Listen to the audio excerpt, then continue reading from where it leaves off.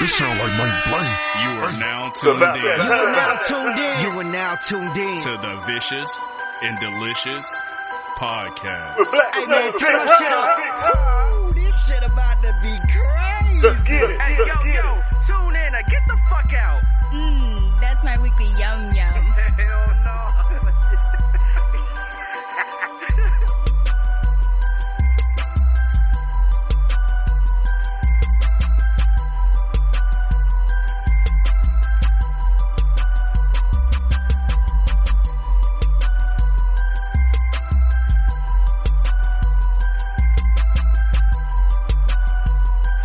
Alright, let's start the damn show.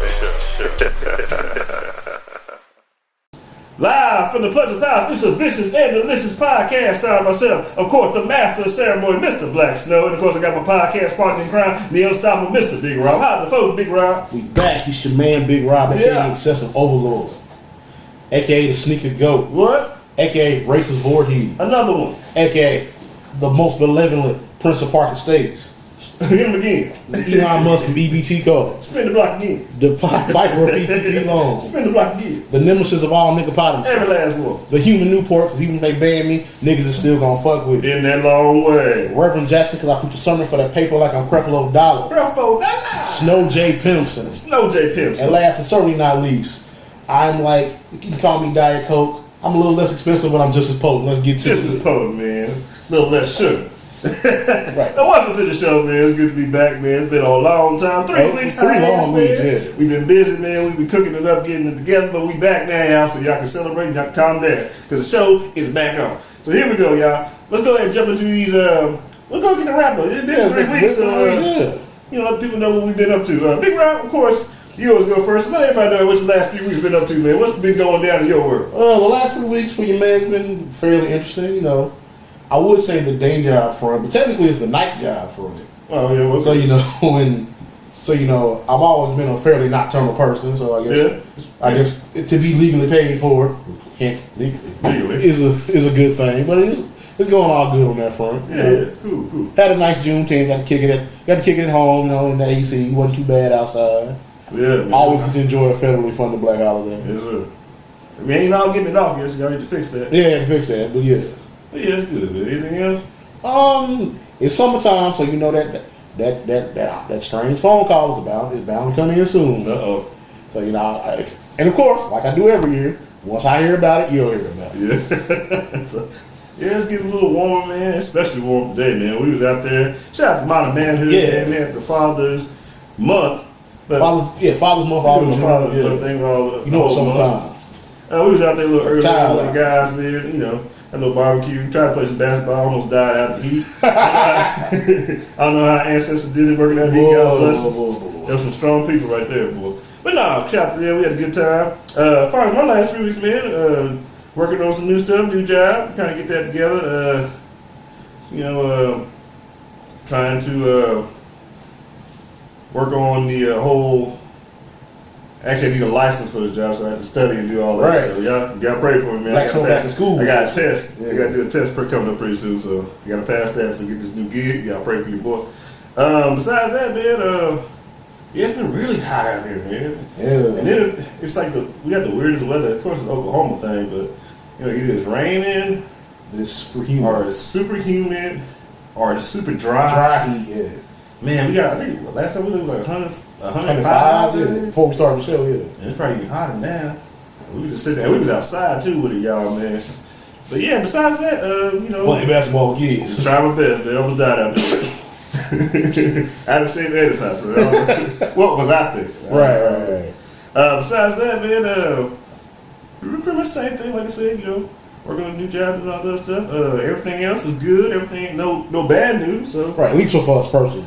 yeah, no personal bad news. So that's good.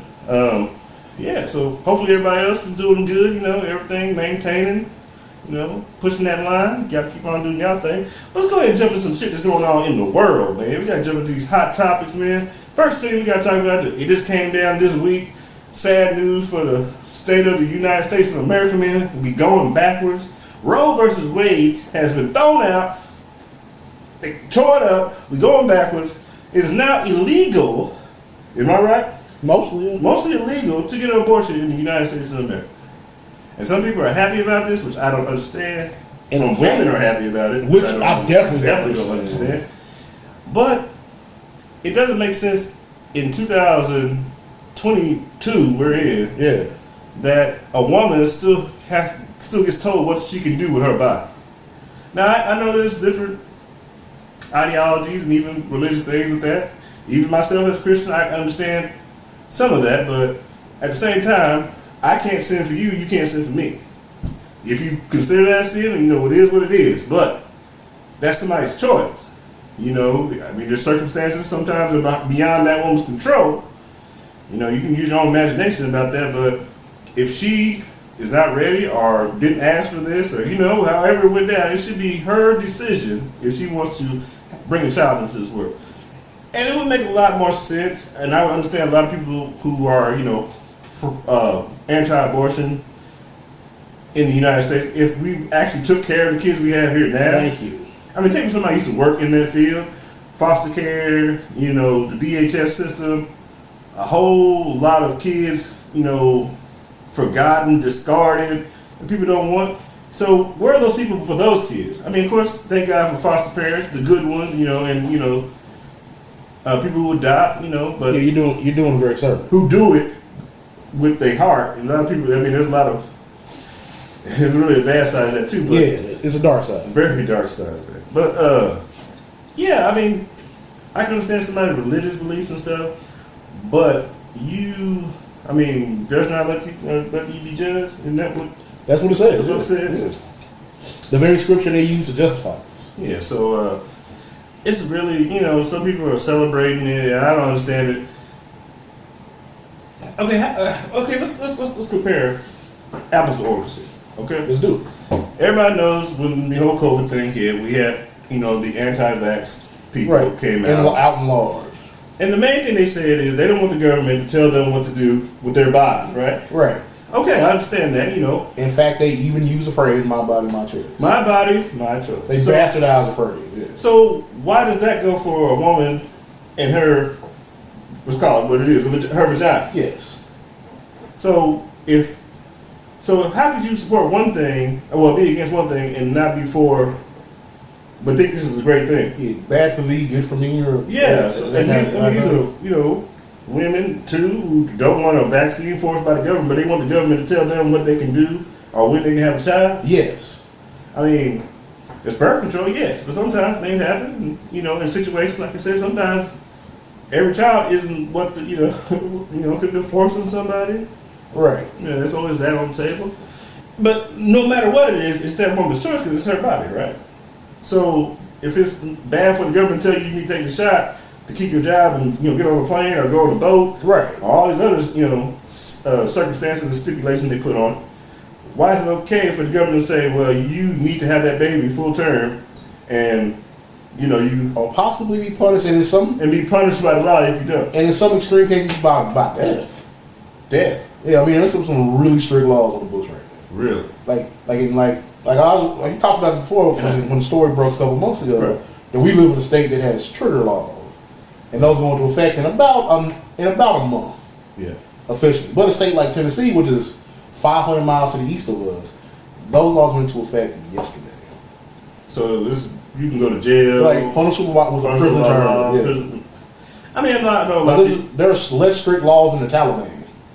in some religions, but yeah.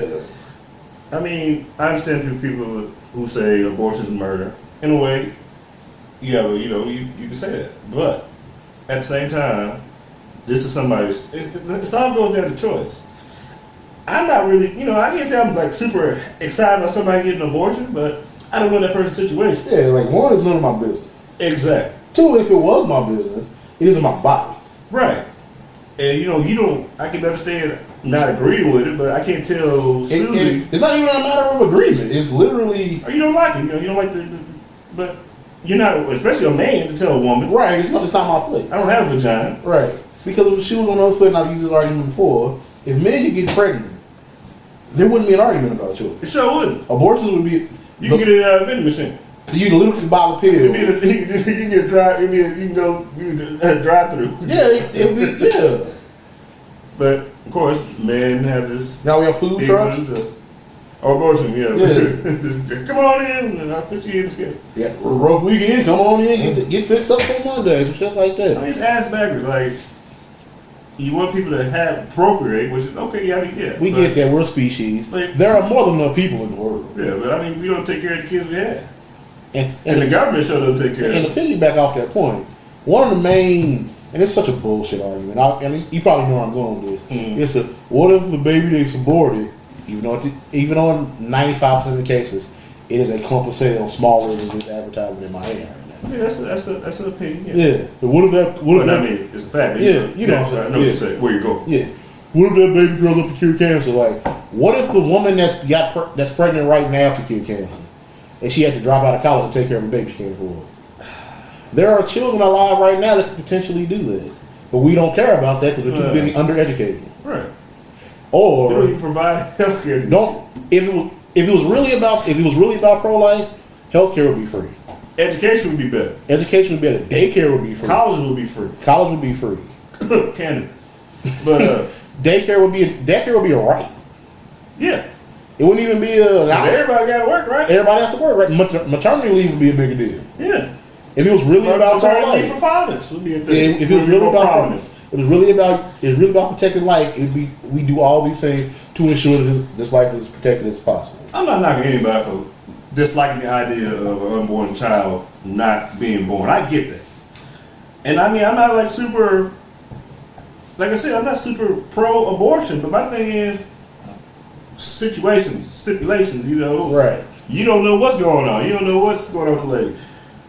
I mean, it's her body, her choice. She can change her mind before it happens too. It's just. Why do we feel like the government needs to? Why does the government feel like they need to tell us what we need to do with our bodies? Especially women. Especially from the people who are marginalized anyway. Yeah, exactly. Especially from the people who love small government. Yeah, but you want the government to tell you what your wife, your daughter, can do with her? I mean, come on, right? And the main part about this is it's not really going to affect rich lawmakers' lives like that. No, because they'll still be able to get abortions for their wives, mistresses, balancing situation, whatever you want to call it. It's a little guy like that's a good thing. It's literally generally people of color too. They have to suffer these consequences because abortions aren't going to stop happening. They were illegal before and people still got them. The fact that they no longer may be safe. Yeah. Let's say. We really want coat hangers again. Oof. Back alley shit. Think of all the shit you had in your life that was worse before it was legal. I mean, we all love dispensaries. Remember how sketchy weed dealers used to be? Yeah. No. No, exactly. Man. Like, none of us lived through prohibition, but I'm pretty sure going to the liquor store was easy than trying to find a bootleg. I mean, imagine what a woman, whatever age, is going through when she has the idea of, I'm pregnant. What am I going to do? Yes. And it's not cut and dry. Even if you're married and have kids already, another kid might ruin something, or not even necessarily ruin, but make raising that child difficult. And I'm not saying like the women who had abortions in the past, like that doesn't carry, they don't carry that with their in their mind after the fact. But it's not like it's two sides. I mean, not two sides, but it's different levels. I know, unfortunately, a lot of people who just do that and know they can just get an abortion, and they're just super like blasé about it. Yeah, super. But that's rare, though. I mean, like how often is that common? But I mean, for her to have to even think about it, making that decision, if the world y'all say y'all try to make was so grand and y'all really do that, she wouldn't even have to worry about having a child.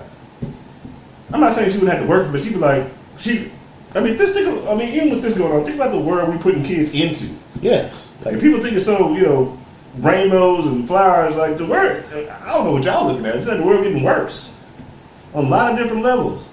If you can get into fights and kill each other over, religion and or ideas or property you don't own or any of the stupid stuff people are dying for. Yeah. Think about you bringing another child into it who got at least live, gotta live with the consequences. A couple of decades, and it's not getting any better. We're not fixing the problems we have now in our neighborhoods, in our government, in state.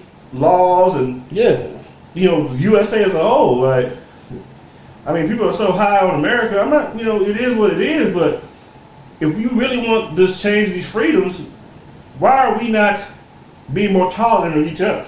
Right. That's, I mean, you talk about, I'm so proud to be American, all this freedom, but you try to tell somebody else what they need, how they need to look, or who they can date, or, you know, who they can sleep with, or how they can have a baby, or where they can live. You get more than a golf clap. That's some real shit. Come on, like, and seriously, isn't that freedom? And think about this. You want the freedom where you think freedom's supposed to look like. Yeah. And that's just from a movie. Yeah. That's an ideology that keeps people from getting freedom. Yeah, I mean, like I was talking about this earlier before we even like linked up to do the show today. Yeah. They idealized a time period that didn't really ever exist. No. It existed on Leave It to Beaver. Leave It to Beaver was a TV show. It was an idea. It was an idea to make people that listen go to war. That's really what it was. Right. It was propaganda. Propaganda at its finest. It was anti-communist propaganda. And we're not like, you know, we're not communists. No, we're not about to drop a manifesto. Yeah. No.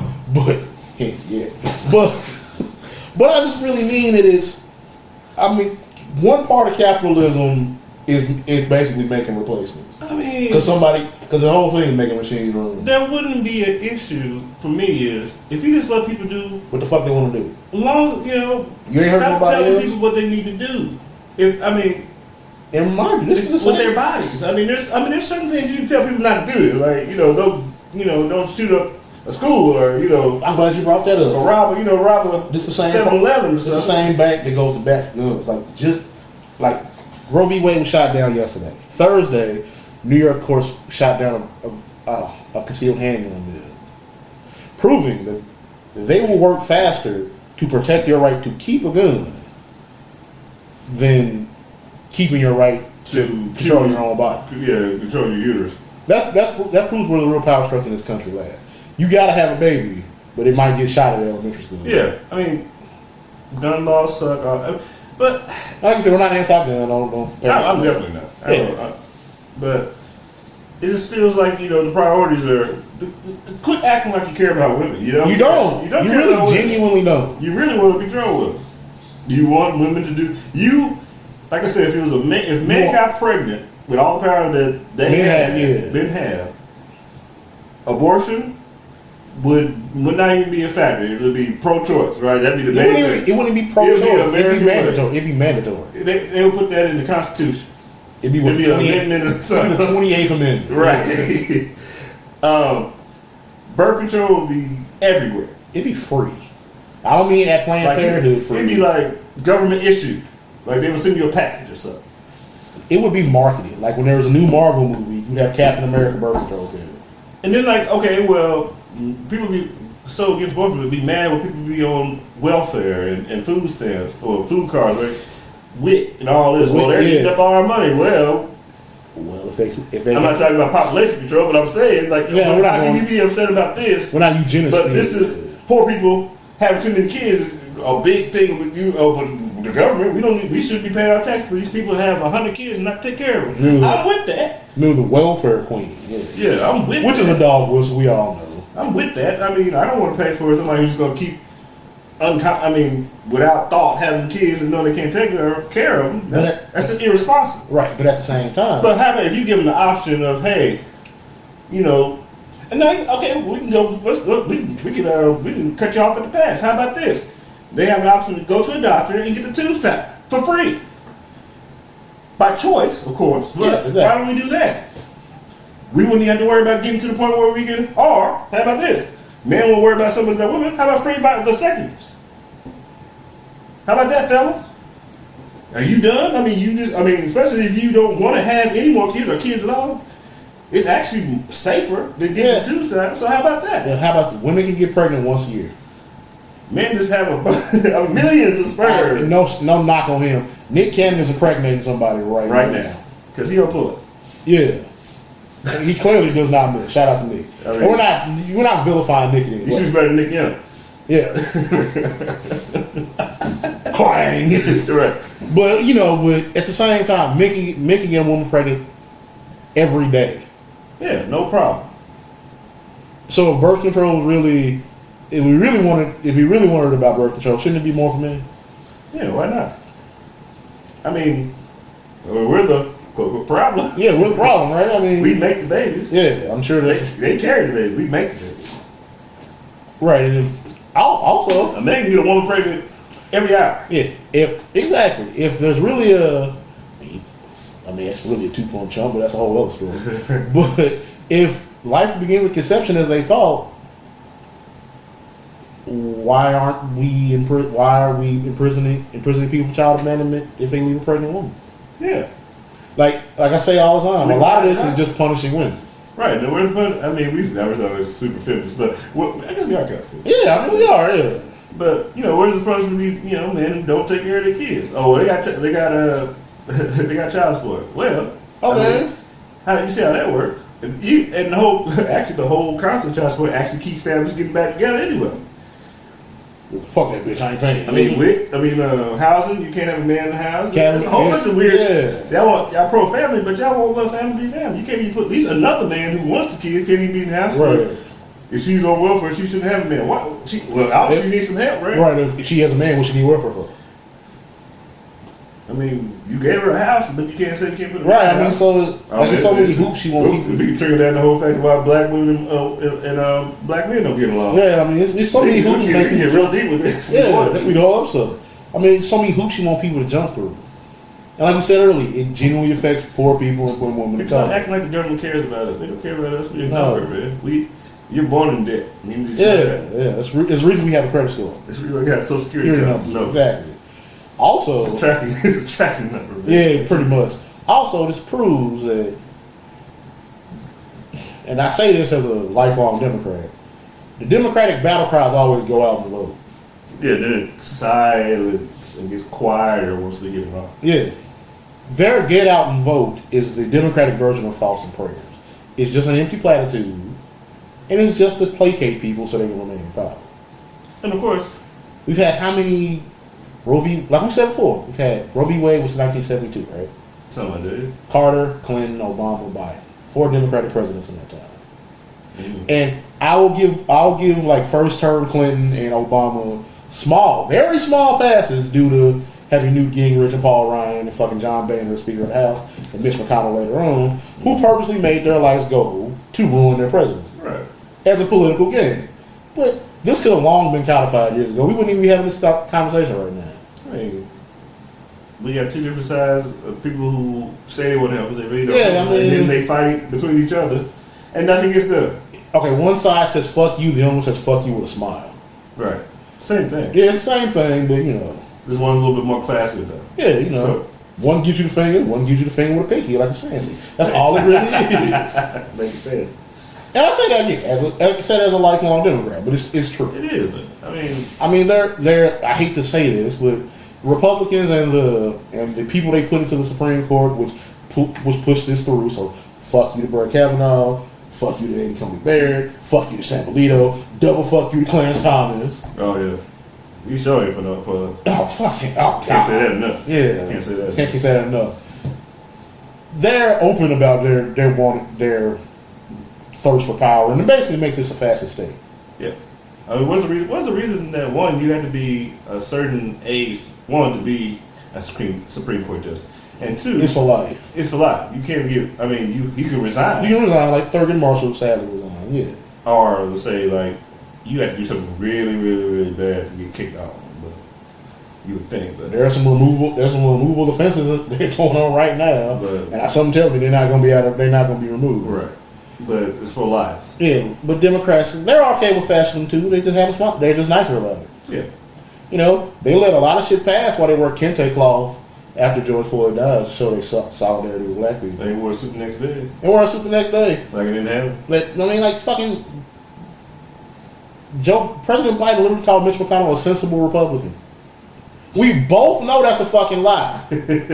He's known Mitch McConnell for 1,000 fucking years. I'm sure they are, if they're not friends, they are on a at least cordial level. Oh, you know they're all friends. Yeah, exactly. So, I mean, the politics is bullshit. I mean, like, It really is bullshit. okay, they all hate Ted Cruz. It might be the one thing they actually haven't gotten. Red or blue, your thoughts and how you stand on things, that's real. That's how you actually feel. But the people who represent People it, represent me don't give a fuck. yeah, they're there to win elections and retain power.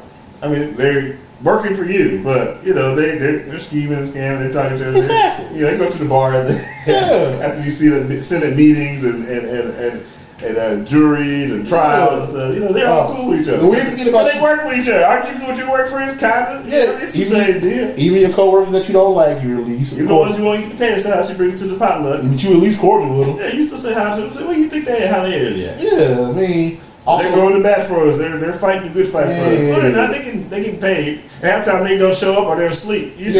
How many times you see sleep on the job? Yeah, doing filibusters. Yeah. For every AOC or Ayanna Presley or Ilhan Omar, there are 500 Joe Manchin and Kristen Sinema. Let's stop acting like we against each other. We're against them. Right. They're the ones supposed to be doing this stuff for our benefit, for what we want them to do. Right. We appoint these people. We appoint these people. But they're not getting any of the stuff they said they would do done. Because the other side, their people, they won't. I mean, it is really pushing the boulder up a hill. Right. And no matter how far you get, somebody's going to slide right back there. Pushing it back down. Exactly. Crabs in the barrel. Exactly what it is. It's a waste of time. All right, yeah, well, like I said, we're moving backwards, man. We really are, man. Next thing you know, they're going to start putting a lot of stuff that makes people that look like this. Yeah. That's next. Yeah. That's next. Like, it's not lost on me to just drop their pride. Yeah.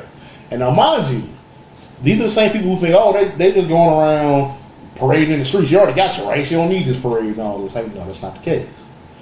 What they fighting for is more than just they can be gay. And you're forgetting this started as a riot against the police. Right. Like, these are still deeply marginalized people in every color on the rainbow. It's just people fighting to be treated like people. That's really what it is. It's for the right to simply exist. Right. I mean, we don't have to agree with, everything that somebody does, or it's them. Right, their body is them, who they sleep with. What two consenting adults do is none of my business. Right. I mean, I can know people say, well, they push it on children. I mean, I'm not so high up on, a whole lot of stuff coming on my kids, but they're older now, so, yeah. I mean, but, it's not really, but I don't mind kids knowing that gay is a thing. It exists, yeah. Or people who do this, they have to act like adults just like we have to act adults. You can't be super sexual around kids. You shouldn't be, but even if you like men and you a man, or you like women and you a woman, you can't be super sexualizing the kids either, because we're not supposed to be doing it. They kind of slip some of that little shit in though, but so same rules apply. I mean they do it for heterosexual shit too. If I'm saying. Exactly. So it's like, but we shouldn't be all afraid of, they're going to sexualize our kids. Yeah, we sexualize our kids. Right. I don't mean that literally, but know what I'm saying? We're not, obviously, but it's... We're talking about word about exposure, but we expose our kids and stuff that they're not supposed to be seeing anyway. I don't want my kids exposed to that. If your child has a friend of the opposite sex, you instantly call. If your son has a friend that's a girl, oh, your little girlfriend. Or you have your daughter a friend that's a boy, oh, look at you and your little boyfriend. Right. They have no concept of that yet. But you're inherently putting that shit in their head. I mean, we got there's a lot left. There's probably more important things to worry about than your children coming out gay. Yeah. Or you coming out, born gay, deciding, however you call it. Whenever you reach the age of what you like to do. I mean, first of all, you're never going to be cool for your kids anyway. And you don't want to be cool because you're not their fucking friend. You want to be their parent. You want to be the one that says, don't do that. You want somebody don't touch that burns, don't do this. And that way they get in their head later on, hey, don't do that, don't touch that. I can go to jail for that, don't do this. Make sure I don't wear a hoodie when I go out, step out the house. Or don't hair reach stuff. These are just life lessons. Some of them black, but I'm just saying, that's what you want to do. As far as your kids being your friends, your kids' friends, you don't want to be their friend. No. You want to be the person they can depend on. You don't want to be somebody they can play with, or that's not the dynamic that's supposed to be going on. Right. You be friendly with the kids, have fun with the kids, but they got to know who the parent is. Right. And that's half of y'all problem right there.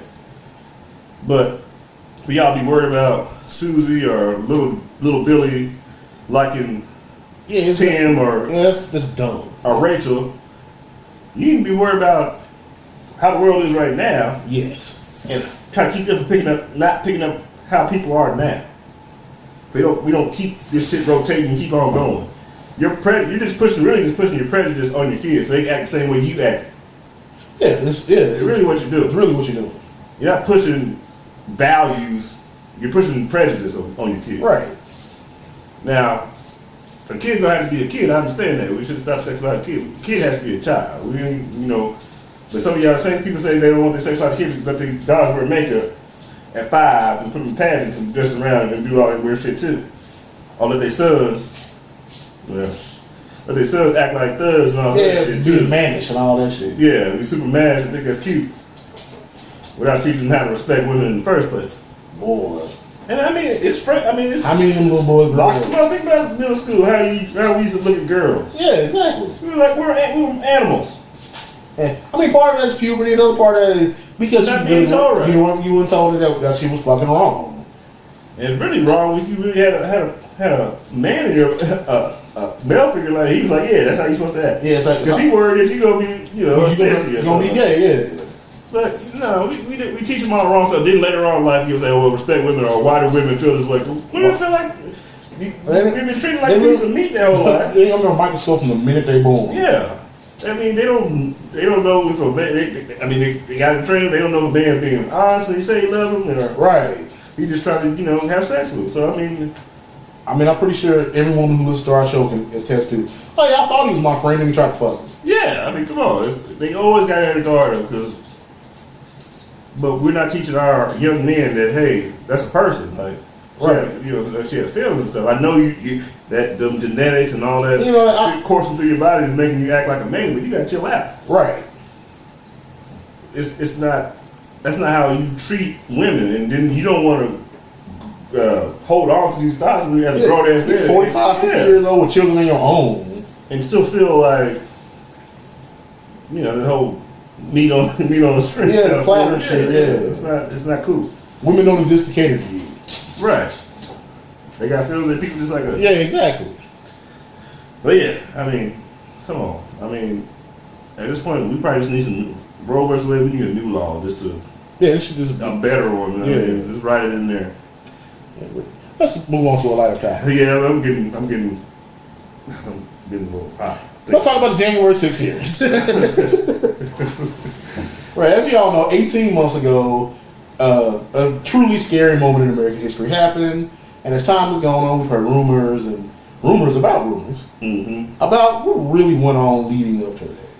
And so we're now at a point where we literally have Senate hearings about this. Investigating. We're getting the who, when, why, how. Yeah, exactly. All the who initiated all the big things about the news. Yeah, and some pretty high up names are getting thrown out. Yeah, very high, very, very interesting. All the way to the highest office in the land, actually. Yes. But to no surprise to anybody who was alive last 4 years. Exactly. 4 years the last. Yeah, really, if you want to be honest, probably 4+. Yeah.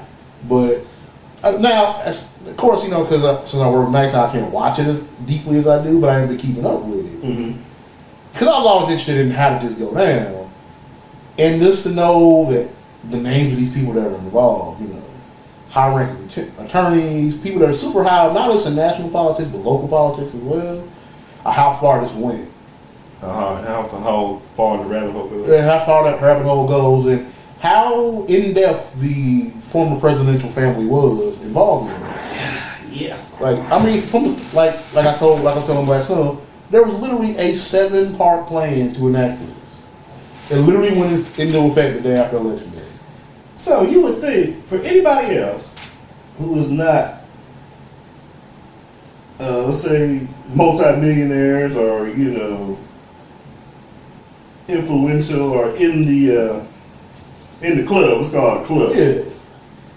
For anybody else who would plot anything on any level of government, whether it be state, judicial, if you running for a comptroller, I mean, for anybody else who would do anything to make any kind of plot or scheme to overthrow, let's call it what it is, to overthrow the government, where would those people be at if they were still alive?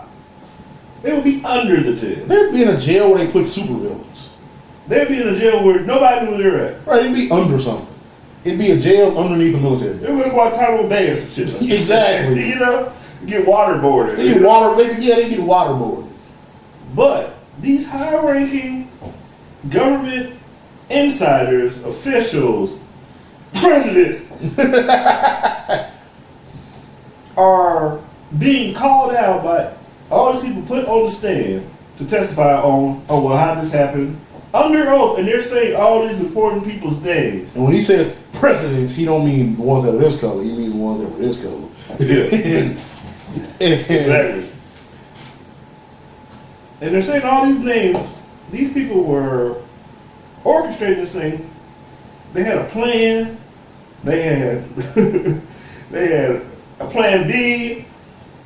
They knew exactly how to use social media to get all these people riled up.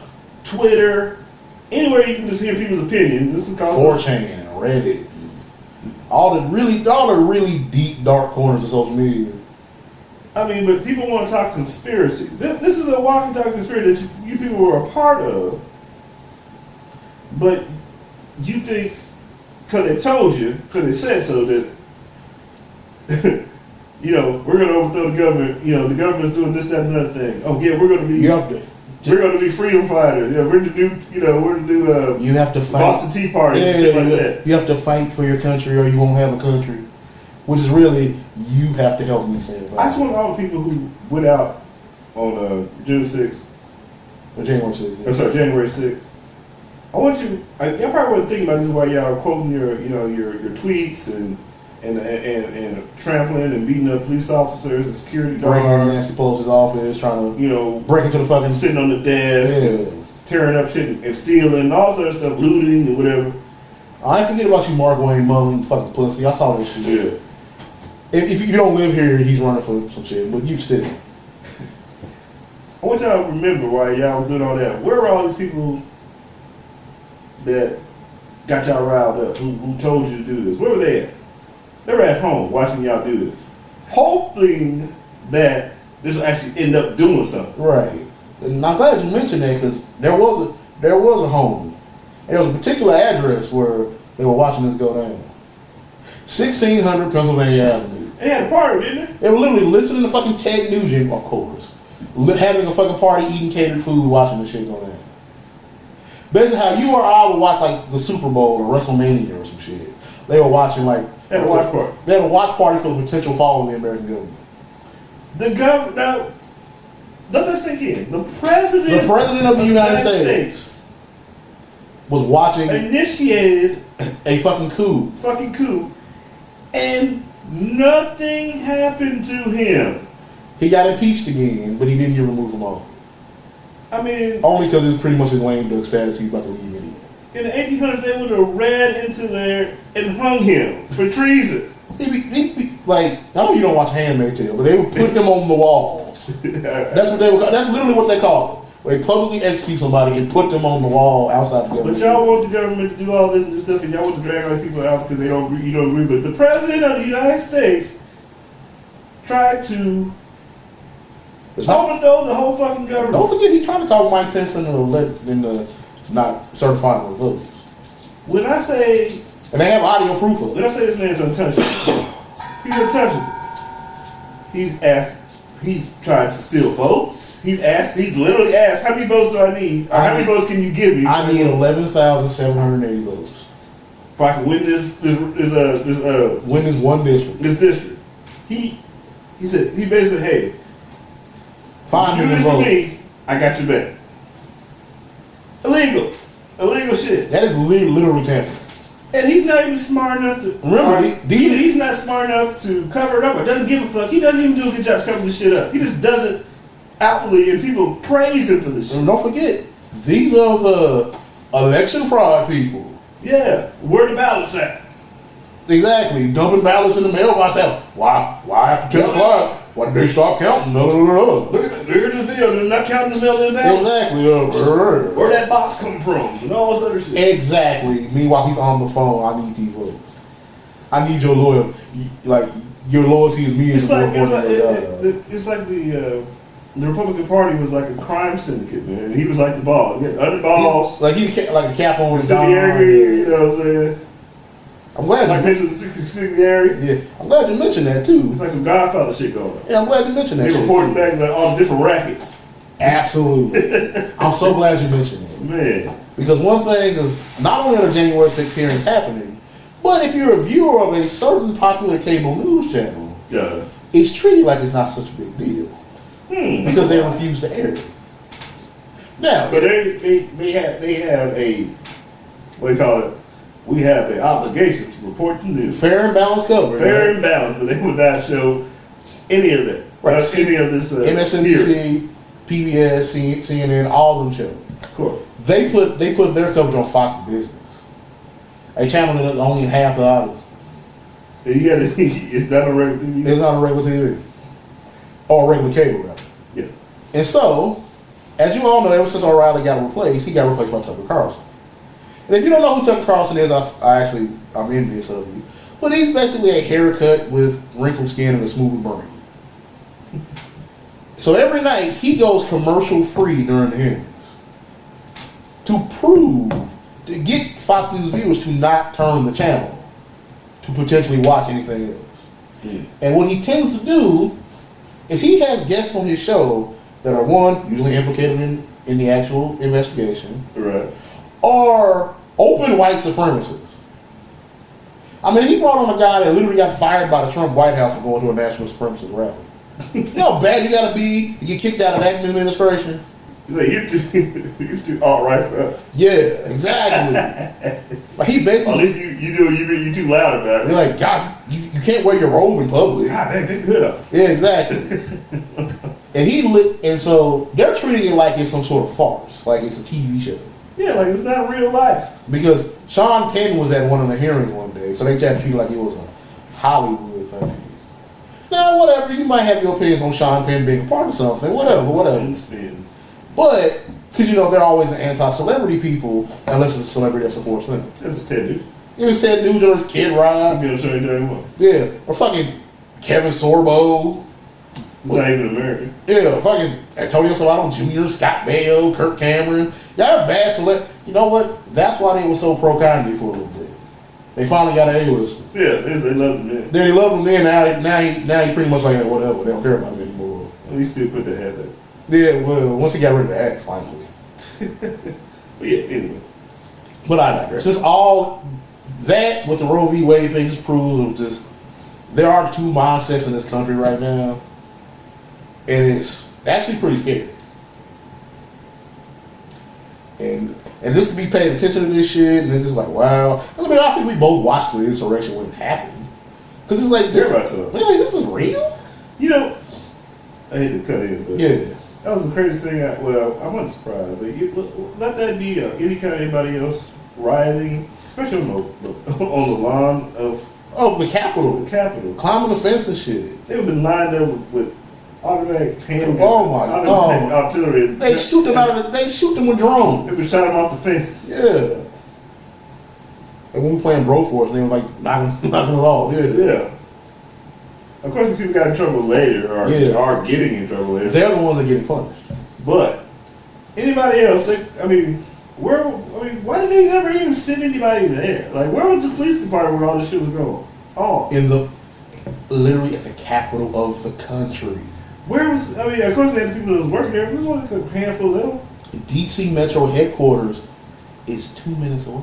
I don't know if you've ever been to It's DC. almost like they were in on it too. Yeah, I don't know if you've ever been to DC, but like it's not that far away. No, I haven't been. It's insane. So, Like, why was the guy in the bear suit there? Why was this other guy there? Why was Chris Jericho's wife there? I'm not letting that go. Why was all this happening, and now we're hearing about it 18 months later? how the fuck they even get over the fence? There are people in there working. Yes, people like, and of course people on follow. Oh, it was just a bunch of rowdy, some hooligans. It really wasn't that big of a deal. Like, they trampled people to death. Yeah, people died. People died. One of the riders got shot and died. Yeah, about that. But I'm not justifying somebody's death. Place to begin with some pride. Fuck around and find out. There you go. Fuck around and find out. But they act like that was a tragedy. And it wasn't.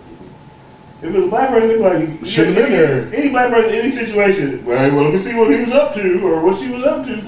Well, let's look at these old Facebook posts. Oh no, 19 times he might have deserved it.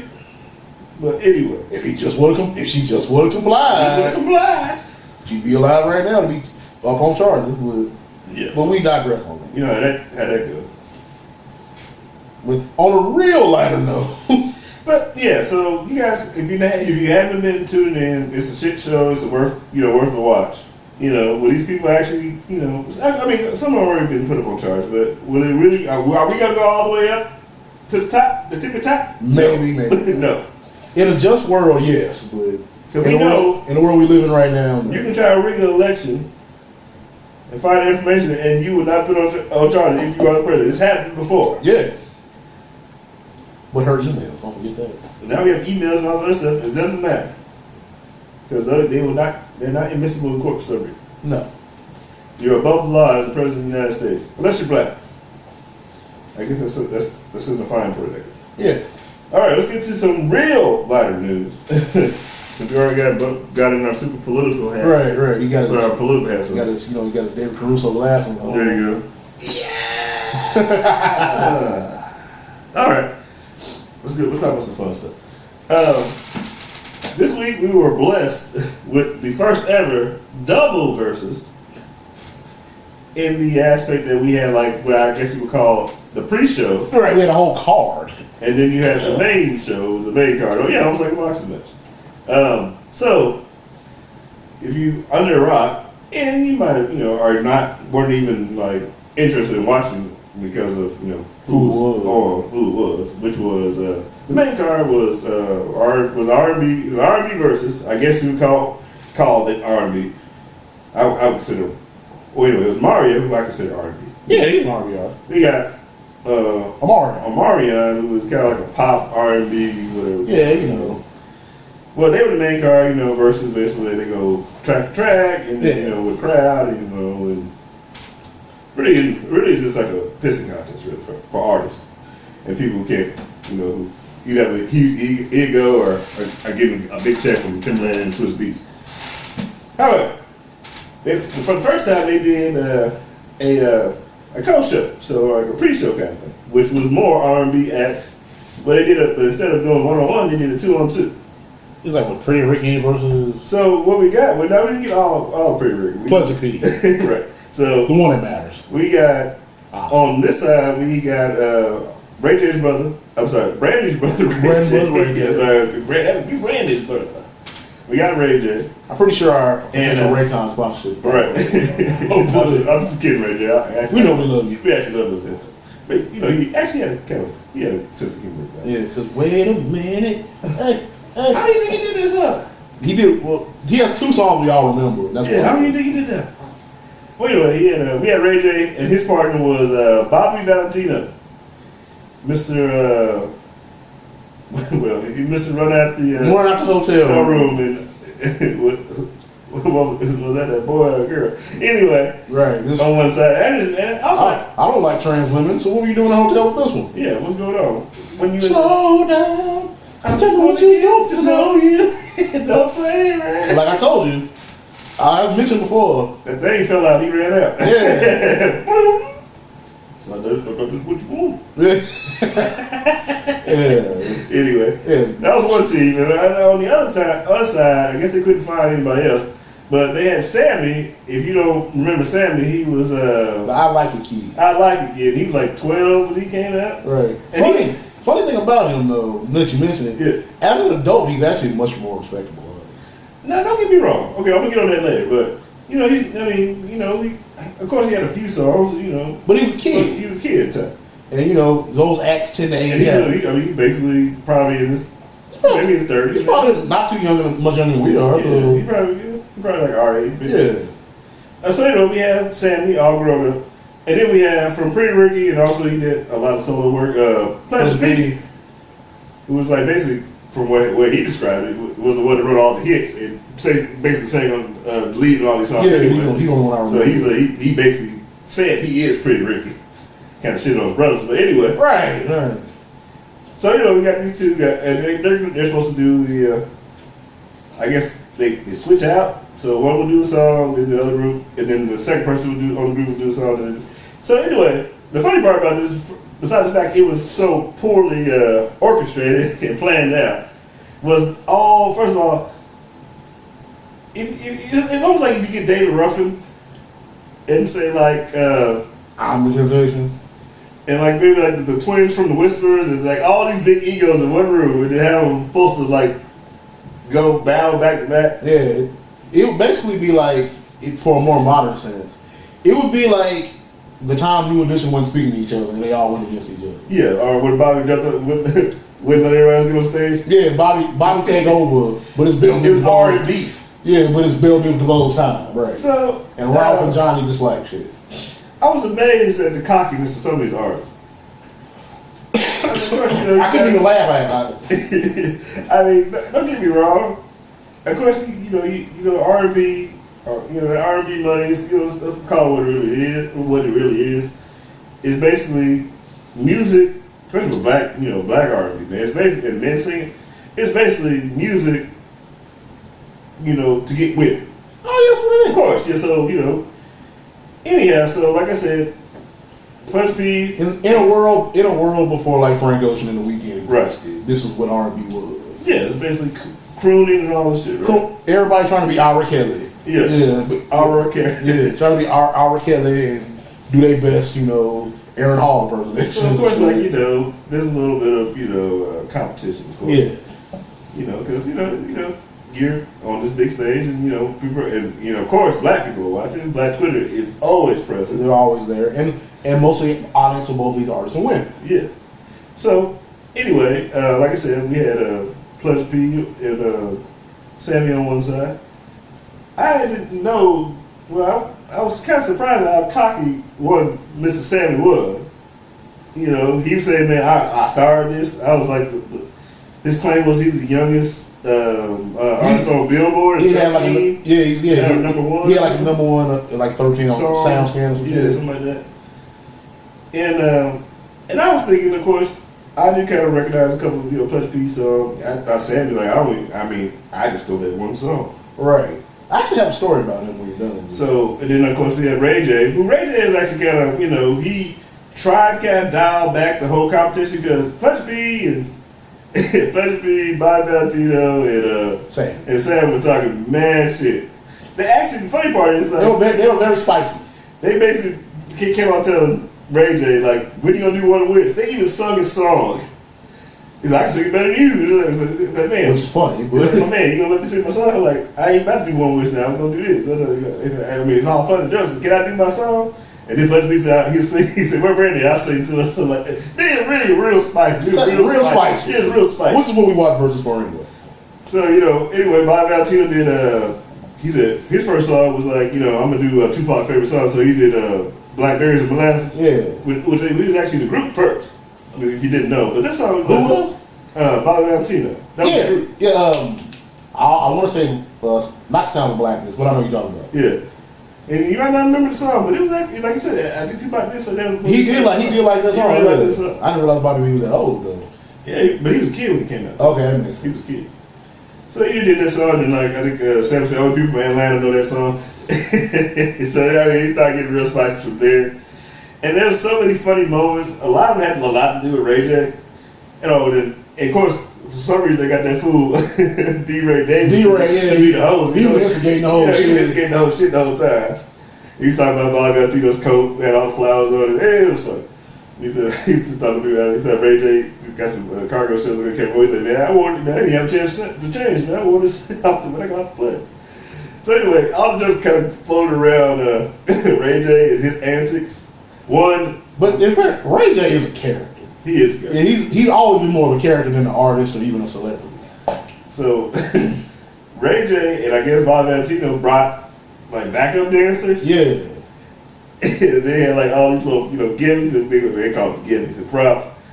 And Ray J brought his son on the stage to sing, and like he finally got the One Wish. Unfortunately, he didn't find one note because he was off the whole time. If I could hit one note, it would be okay. I'd be out. And he keep on making all these excuses. I can't hear myself. He do all the diva shit. Yeah. So Plush B and Sam keep talking about, well, we don't got no, and they all said, well, they got playback. We ain't got no playback. We singing our song. They said we doing it all, us without no playback. And I will say this, Bobby Valentino actually kind of, he kind of kept the group kind of kept together. together because he actually. I mean, he ain't no super strong singer, but he held his notes pretty well. Right. And actually, I give President P and Sammy they props. They actually did sound okay. I don't know. Like I said, Sammy can actually can't sing. He actually was pretty talented. He got some pretty good parts. President P, not saying he can't sing, but he kind of got that beg and Keith Sweat thing going on. Right, but not as well. Yeah. I mean, that's Keith Sweat. He ain't capitalized what Keith did. Yeah, it's Keith Sweat. Yeah. But like I said, these guys were super salty and disrespectful to each other the whole time. There was some awkward dancing going on, and like I said, you kind of got to feel like they're like almost kind of this close to getting really under each other's skin. Yeah, needling each other. They were like I said, they kept on telling Ray J to sing a song. They actually sung his song for him, and making little cracks and jokes. Ray J said, I think Ray J kind of got him. He said, "Well, at least I own my own publishing." Yeah. He say that. Say, let's talk about some real. Let's be real. So ain't nobody write my song for me. I didn't have 50 people in the studio when I wrote this. So that was pretty good. And you kind of got some little bit of history, like, I did, what is that? Sammy said he wrote some song. He said, I bet you I know I co-wrote this. And so, people getting the credits and stuff. Yeah, let him get his flowers. Like I'm saying, unfortunately, he didn't get the spotlight he probably deserved. But as he got older, he did mature into a much more talented artist. But it just made me think, even before the main show, like, man, R&B singers are corny as hell. Boy. God, they're corny. Like, they want a small part of them want them to have the same reputation as rappers. I mean, it's almost to a point where of course it's super saturated, but it's almost like it's all the same gimmick kind of thing. Yeah, like if you couldn't be R. Kelly or you couldn't be Usher, you were always trying to climb this ladder that would always have a glass ceiling. Yeah, there wasn't a whole lot of. I mean, if you just look at it, it's not. Of course, they sound different and have different stuff. There really ain't a whole lot of originality going on. No. I'll give some props to maybe not even because even if Ray J is not the greatest singer, at least he does his own thing. Yeah. And maybe like Bobby Valentino in a little bit of way, but he do a lot of crying and whining in his songs too. But you can tell man, 2000, we really had no singers like that. Right? Yeah, I mean, like you said, like I was telling somebody that asked me about New Jack Swing, New Jack Swing happened and that was the thing. Then R. Kelly happened and everybody tried to do that shit. Then Usher happened and everybody tried to be Usher.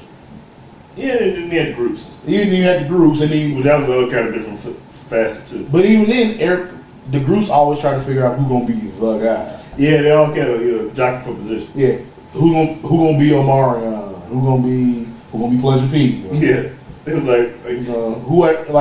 went from everybody wanted to be Bobby Brown to everybody wanted to be. I think Bobby Valentino saying you need to you try to dance to the Brown Spectacular, do all that grinding he was doing. Yeah. But man, it was funny, but what made it funny because how much of a mess it was. Yeah, it really was. There was people just walking on the stage while other people were singing, man. People getting food delivered, I got some Uber Eats. Yeah, it kind of felt like that. It's just, as people brought their entourages and stuff like that, and then, of course, they're dealing each other because with stuff we don't know, because we're not insiders, but, you can tell people they know a little bit too much. They're a little bit too inside, because they all really know each other. Yeah, you can tell they're kind of cool. Which makes me wonder, is this what the Millennium Tour would be? Yeah, right. So, we got of course, if you've been on any social media, you've seen all the tweets and memes. That Ray J video was, oh my God. Ray J doing the dance and look kind of like an old man dance. He's kind of getting old. Like I said, he's probably a little bit older than me. He's in his 40s, so yeah. Yeah, he's a little older than me. So, he can't do all the R&B stuff. He didn't do as bad as Usher. Genuine. With the moving the furniture moves. But yeah. So, I'm trying to remember if they bring anybody out. Okay, so we did have guests. So, Ray J brought out Young Bird just to do the Sexy Can I. If you don't remember Young Bird, you might know him as Hitmaker now. But he was notorious for getting his chain snatched. He's a joke amongst me and Black Snow and our man Phil's leader. Yeah. He famously had a Transformer chain. And we used to always make the joke that his chain got jacked so much he went on tour before he ever did. Yeah. He did his rams, man. Everybody involved with the picture. I had a picture with that chain. Everybody had that chain. So they just sliding it around for everybody. Which is kind of, I mean, you feel bad because that actually got a cool chain. Yeah, one time it was Autobot saying, one time Decepticon. Yeah, especially at the time period. It made no sense for him to wear it. Right? Why would you wear it? No association With Hasbro? Yeah. It wasn't even in his nickname. Right? No. But anyway. But yeah, it was him and Tiger notoriously getting punked everywhere they went. Everywhere they fucking went. Like getting disrespected, slapped out, and all kinds of stuff. Before Tiger was hanging out with Lil Wayne and dating underage girls, he was around with retarded. Yeah, he was a target back then. I will give him his prime. He stuck around. He stuck around, yeah. You know, he had a rough time, rough going, but he stuck around. He kept doing it. They couldn't break his spirit. Remember when he used to wear them Tiger outfits? Yeah, everything was Tiger style. Everywhere he fucking go. Everything was his gimmick. Yeah.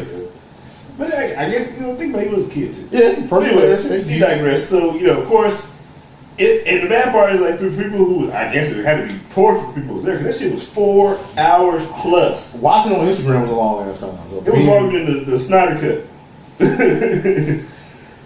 And I know the people there were fucking tired of shit to sit through all this. And we ain't got to the main event yet. We ain't got to the funny shit that happened with the main event. But yeah, man, if you have some time, you can go to YouTube and watch it. Just for the last period. Now let's jump into. Yeah, you didn't watch it yet, right? I've seen clips. I've seen clips. I haven't watched it all the way through. Posted, yeah. All right, so let's jump to the main event. Of course, the main event was R&B singer Omarion from the group BTK. And I have a story about that one too. And then we have Mario, famous for being a solo act, and Braid My Hair and the Just a Friend remake. Yeah, but did the Biz Markie remake, which was a hit. And then he linked up with a then unknown Neo in the Spiritual Dog. Yeah. He did. When he came with some stuff. Yeah, I remember that. Exactly. Yeah. Kind of feel like he really had done anything. Not in a while. Yeah. So anyway, and from what I heard, they were both late to the function, which is why the Ray J Pleasure P shit went on so long. Maybe so. But they kept keep it a filler. Yeah. And I don't think they really. Like I said, it was so disorganized. We never got to like a consistency. Like there was no score. Yeah. And it kind of just ended. They were still arguing on who would get to sing. They kind of had to basically had to pull the plug up. So anyway, we finally get to the main event. And it started off, okay. Of course, D-Ray talked about what everybody had on and stuff like that. I think Omarion wore some kind of sleeveless fur thing, brown thing. So anyway, they did kind of like hey, good luck. And of course, Mario started off already with disrespect. He brought 3 dudes that kind of looked like Razby, Fizz, I forget J Boogie or whatever. Yeah. And had him do that. The notorious now Omarion. I guess you call it TikTok dance. Oh shit! Yeah. With the leg. Yeah. Kind of dance like one of my guy, though. Yeah. Anyway. That extra choreography kind of shit. Anyway, so he got drew first blood with that. And I think who's something first? I want to say Omarion was something first. And I think Omarion had, I guess he had to kind of make up for his lack of vocal range with a whole lot of theatrics, gimmicks and shit, like of course the dancing and I think Omarion brought out like maybe 5 people. So he did his little song. He did like the meme was so Mario did his song first, and then cut the music, and then he did like a run, hit the nose, did the whole little singing, show his chops. So he said, and so the meme was, he said, "Yeah, babe, I know I can't those octaves. He can't." I just know he kept saying you can't spell Mario without Mario or some shit like that. I don't know. I heard him say it at least once. And then it was so bad, but basically Mario. I mean, Mario did have some backup dancers, right? But he just basically went off his singing job. Mario, for some reason, his whole thing was like, I'm still making music now. Who's the last time you did a song with an artist who's hot now and shit like that? Yeah. And Mario called, man, I'll give you one thing, boy. You a dancing little nigga, though. I'll give you that. I saw that clip. Yeah. And he said, like, nigga, where you from? Nigga, I'm from Inglewood. Nigga, you ain't from Inglewood. he said to Mario, I was like, all right there. Like he's false claiming and shit. Yeah, he's like, you ain't been. He said, I think he said, y'all don't see you out in the Inglewood, do you? And then, like, so, I guess Mario wanted to, I think it's a new song or whatever. So for some reason, and I think it's his brother is his DJ. Oh, okay. And look, I mean, you tell his brother just like got long hair or whatever. So he brought out some props. But for some reason, his prop was watermelon. I guess the song. So that's where that came from. Yeah. Okay. I guess the song has to do with Kalingas. You know what I'm saying? Conolingus. If you don't know what that is, look it up. I think I said that in a previous show. Yeah. Or I think I made a joke. Do your I'm study. not just cunning. I'm a linguist. Do your business study. But anyway, so he made him and the brother about quarter slices of watermelon. Very pickaninny. And started, try to eat it and be sexy. And even, gave it to the ladies in the crowd. He said he don't know how to do this. This is a training, fellas. This is a training you need to do and shit like that. And like, I think got that dude his little, got shit over. Got that dude his shit, right?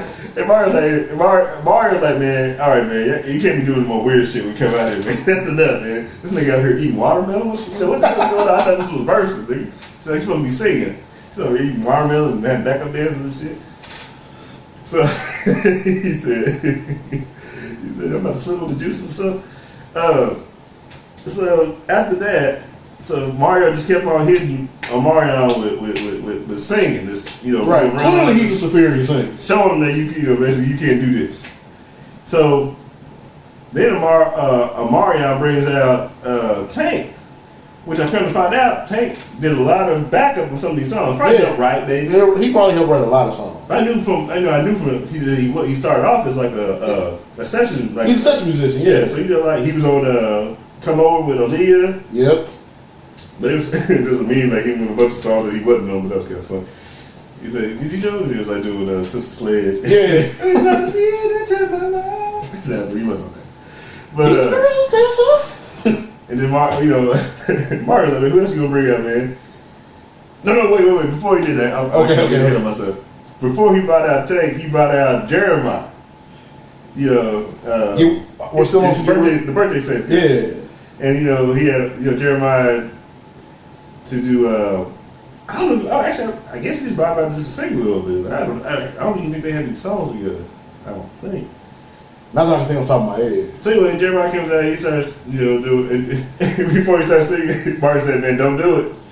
Don't do it." Disrespectful. So you see, a couple little lines from Birthday Sex and "Baby, you got a body." Oh yeah, I forgot about that. Yeah. And he started like go out some flowers, That was actually good to see him because I knew he got better, but last time you really kind of saw him immediately, he was battling some health problems. Yeah, he had some health issues. He looked okay. He kind of did look a little skinnier than usual. Because you got to rebuild the body. I don't think by now he'd be better. But anyway, I think he has an underlying issues too. Yeah, like health, like liver or some shit. Right? I think so. He has some kind of something already going on. So anyway, he did this song and he was like, Mario's like, he said both of them niggas sound like cartoon characters. Mario's a savage. He was a savage, man. Like I was saying with Donnell earlier, like I think he got possessed by 50. Man, and Mario, talking about because Mario had this jacket on. I was like, man, we gonna take that jacket off and show that gut. Wow. You been drinking? You get that beer belly? He's that middle-aged beer belly shit. Don't worry, you can come off and just doing, He said, "Gotta get that. Gotta get you some sit-ups, man. Get this R&B money, man. Gotta look a certain way." You should have said, "Man, are you? I bet you can't do this." And then sing something. Anyway, he does another song. Mario does a couple songs that you like. Oh yeah, I remember that song. But he never brought anybody else. But anyway, he gets to Beer the End, and I think he got to I want to say Icebox, which is his big hit. It was one of them songs, but he brought Tank out to sing it too. I might have been. Oh, it was Oh, right. Yeah, I think it was yeah. So he brought Tank just to everybody. Here's Tank, and Tank kind of sung better than Mario, of course. And then Mario's like, he said, "Tank, don't do it." He said, who else you gonna bring? Who else here? You sure B2K in here? You gonna bring them niggas out too? So Tank comes out, and he sings, and he let Tank take over, and then like, I don't know what y'all about to do. Y'all about to sing to each other. You niggas about to sing to each other. And like, he does stuff, and they like, Mario singing, and Tank kind of take over, and then like does his little run for the people. And then Mario comes there, and he's like, and does a bit, like, maybe you want something like this. He went, oh shit, killed him. And it was so good, Tank just had to sit down. He just went, well, that's my time, everybody. and he's like, he said, Tank, I knew you had to respect it. You a good nigga, man. I knew you had to respect, but you had to respect that. You had to respect it. So I got a newfound respect for Mario. Hey, you can see, man, he kind of remind me of, not necessarily he's, it's hard to compare, but he kind of remind me of Brian McKnight. Yeah. Only Brian had more hits, but the voice is still there. And he actually probably, it's weird. It's like, artists like your Omarions and, we'll say Bobby Valentinos, who really don't have super chops like that. Right. But, they have a look, and then, they're more performers than singers. Yeah, and then, they're more popular, they have more of a buzz. The real singers do really get overshadowed. Yeah, but they don't want to persevere. 10 years out, maybe. And you kind of, like I said, like watching it, you see how really, I won't say artificial. That's not the word. It kind of feels that, but that's not the word I want to use. It's kind of more disrespectful than I really want it to be. But you see how kind of cookie cutter Omarion's music is. Really was, yeah. It really showed through that, he ain't really that kind of performer that he tried to be. You're right. So, of course, they're doing this stuff, and Mario and his DJ are clowning and shit. And then the DJ say, man, he said he need to do it for Lil Saint. I knew that shit was coming. You had to know that shit. I even saw the meme like Lil Saint looking at Mario. Yeah, he said he need to do it for Lil Saint. He said, man, they calling you O'Melon now. He said, I guess Mario and his DJ were looking at the feed by the thing and all the memes that we call you O'Melon now, man. So of course, near the end, and then I think Marion's thing like, I bet you, first of all, I appreciate, I've been in this game for such and such years, man. But I bet there's something you can't do. You don't got one of these, so you play like one of his international hits or whatever. Which basically him trying to sing reggaeton kind of. Yeah, reggaeton or whatever. Yeah. So this was a hit overseas, across the water. He was always super like, I'm the shit R&B thing, but couldn't really. Oh, you said R&B singers do have ego. Yeah, but it really was. But it's kind of misplaced in this case. Yeah, it's kind of like you got hits, but if we were, you're also a Mario. Yeah, you can't fuck with him singing. No. But anyway, he sang a song, and then he said, "I got something special." We definitely gonna bring Lil Saint back. Then he brought out the clown and you got served and shit. And then the Fat Man School. All that shit. Somebody make a gift out of that. And he was like, man, I knew he was gonna do that. He said, breathe. Oh, you got Rise or you got served with that shit? Yeah, you got served. He was like, yeah, I knew he was gonna do that. He said, who else you got? He said, you had to bring all these people out. Oh, it was just me. And I said, Marcus Houston wasn't there though. Yeah, Marcus Houston. Yeah, but man, it's like I said, watching this, like, man, you see, I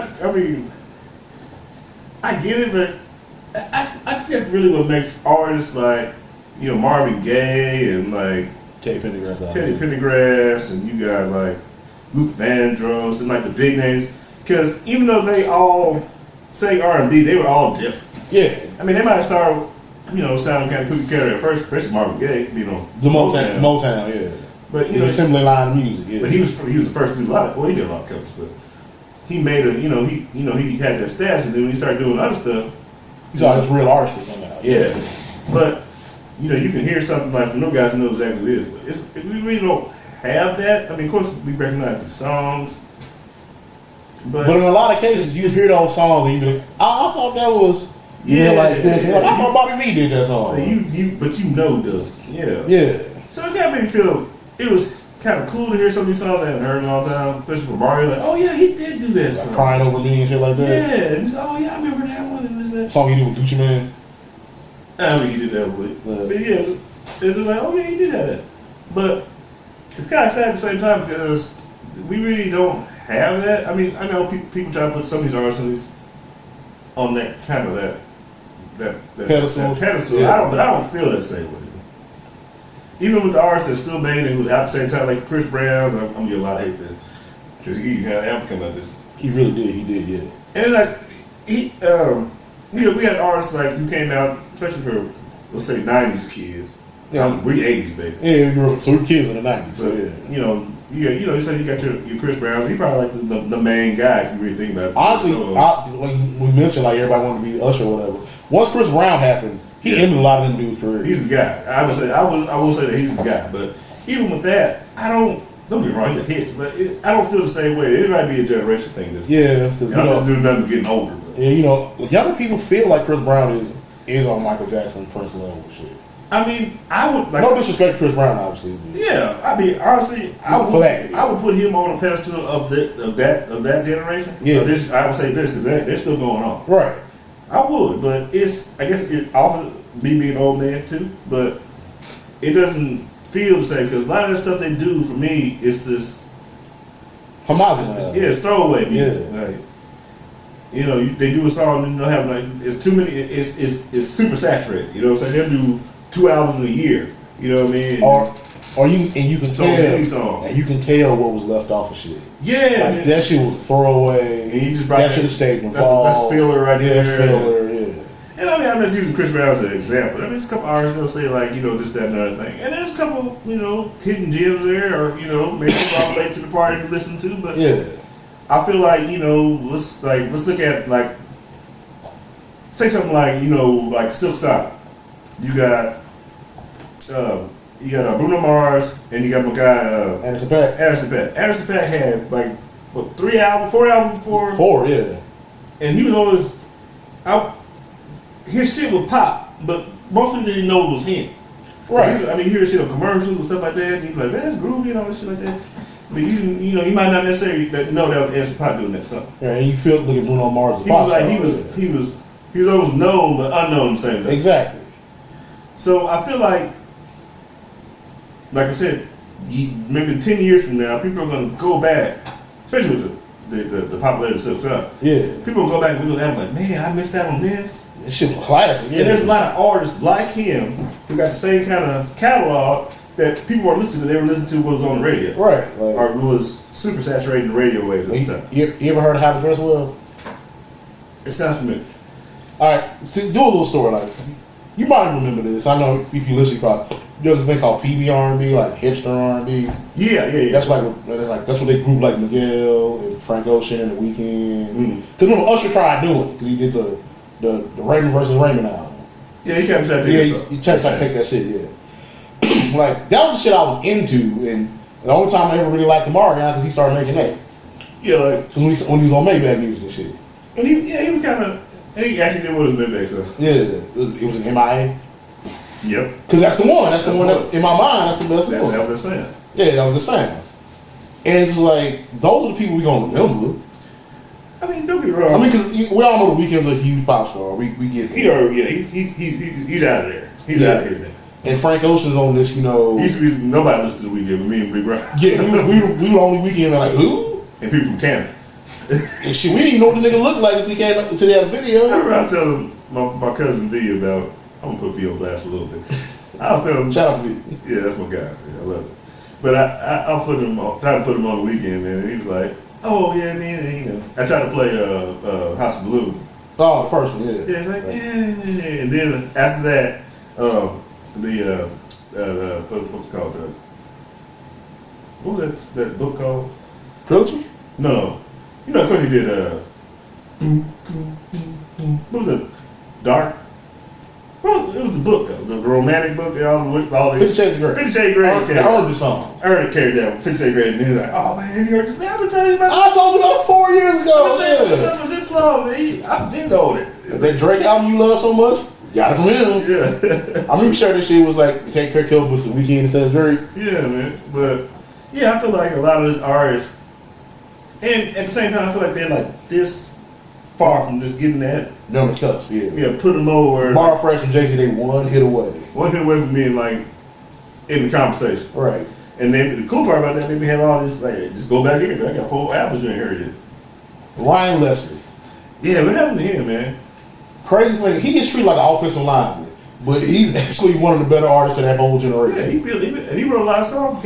Yeah, like I think he wrote some songs for us. He did. He wrote that album we talking about was initially a Ryan Leslie project. I think he fucked himself out with doing some inside shit like where he pissed off the wrong people. So. My wrong people, you mean Puffy? Because you know Puffy was Cassie all them years. Yeah. Basically, she was with him first. And his whole first 2 albums were about their relationship. He shitted on him. Yeah. Cut the cord on him. That's because he really had that one song with Fabulous that was so fire. The Addicted song, like we probably play shit later. Yeah. I know you're talking about. Yeah, he was everywhere for a while. He was everywhere for a little bit, then he just fucking disappeared. Yeah, he did a commercial for music schools. Yeah. Crazy. And in fact, he like low key a genius and shit. He's smart as fuck. Yeah. I watched an interview doing Breakfast Club where he's like, oh, so that's how you profit now. I mean, don't get me wrong. From what I heard, he's still getting money. He's still getting, and of course, he writes them songs. They ain't going away. He understood publishing very early. He's smart enough for that. Yeah. But he went to Harvard when he was like 14. So he's like legit intelligent. Yeah. Super intelligent. Yeah. But yeah, man, I just think there's a lot of people getting overlooked because of the sound. You know what I mean? And the Marion stage was a look. Because I remember when SZA came out. Yeah, exactly. And then now everybody says SZA. Don't get me wrong, I love Summer Walker, but she just reminds me so much of SZA. Once one thing happens, they try to. And don't get me wrong, somebody can tell, well, you know, Summer Walker came out this time. It might both sound the same or came out at the same time. But Yeah. Maybe just the way, you know, the imagery was just so the same. Right. Tiana Taylor. Tiana Taylor before both of them. Exactly. So maybe that was her bad. Yeah. But yeah, I mean, anyway, man, it's worth a watch. I know it's 4 hours. You might want to fast forward some of that, but there's a lot of funny in there. Yeah. Some good stuff too. So if you have time to kill, it's definitely. I mean, who has 4 hours? Like you know, if you want to catch why the meme is a meme, go watch. Exactly. You want to find out what made it a meme. Go YouTube that, and then while you're on YouTube, make sure you go to the Vicious List podcast on YouTube and subscribe and like our videos. Exactly. Cheap plug. Let's move on, man. Let's jump into some nerd homie stuff, man. We gotta get with that, man. Yeah, of course. All the political stuff kind of weighed us down. Yeah, you know, we gotta pick ourselves back up. I mean, we've been gone for 3 weeks, so man. We got a lot's happening in the world. We got our blow our loads. You know, pause. But yeah.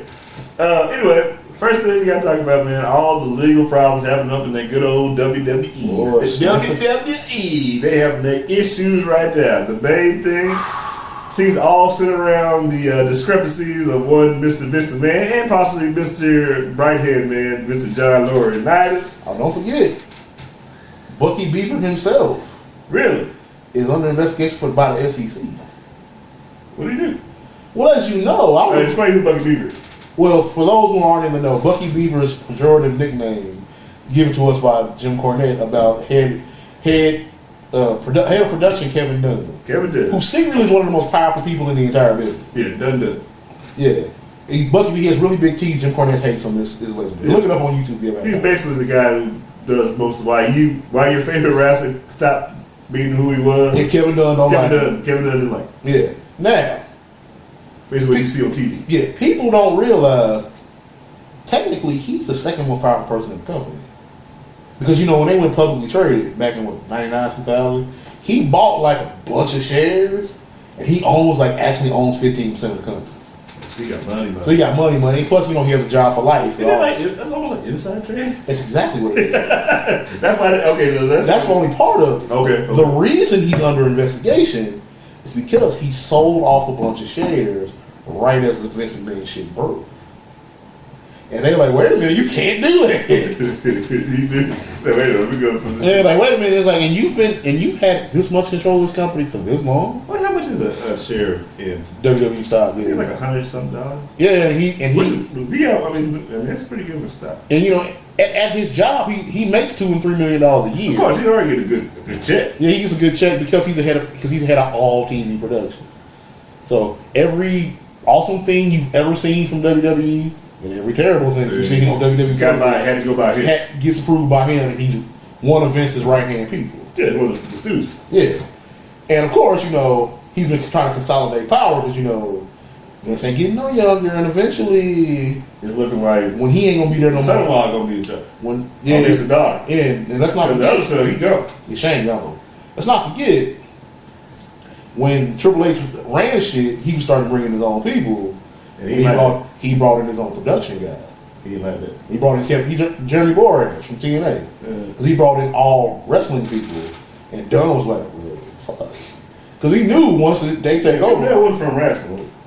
No, I mean, his father worked for Vince's father. Okay. And so he got a job based off of that shit. Off his daddy. Yeah. And I mean, when I say, like I said, it's hit and miss. Yeah, I mean, he's got some good stuff, he got some bad Bad stuff. stuff, Yeah, So we gotta get to, besides his problem, the main thing, the big boss in trouble. Vince is in trouble.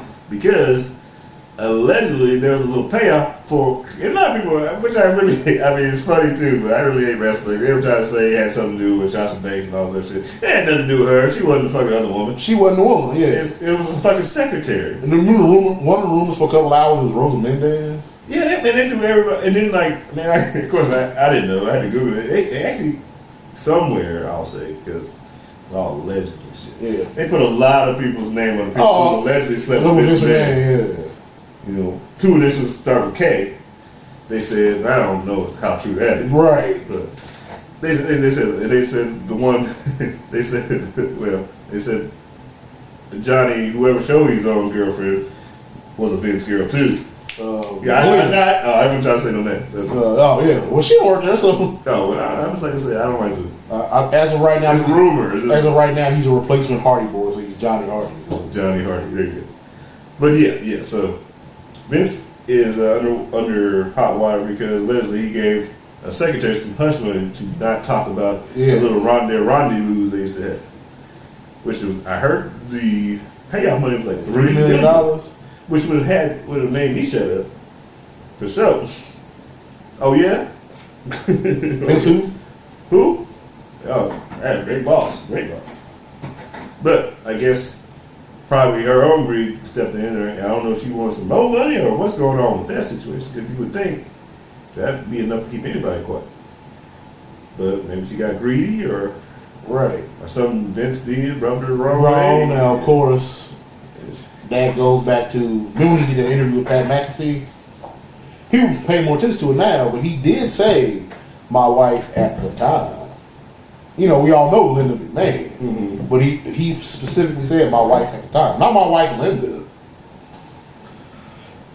But me and my wife at the time was like, oh. Now people looking at him like, oh. It's all under the microscope now. Yeah, it's a little more examined now. But you gotta think of this too.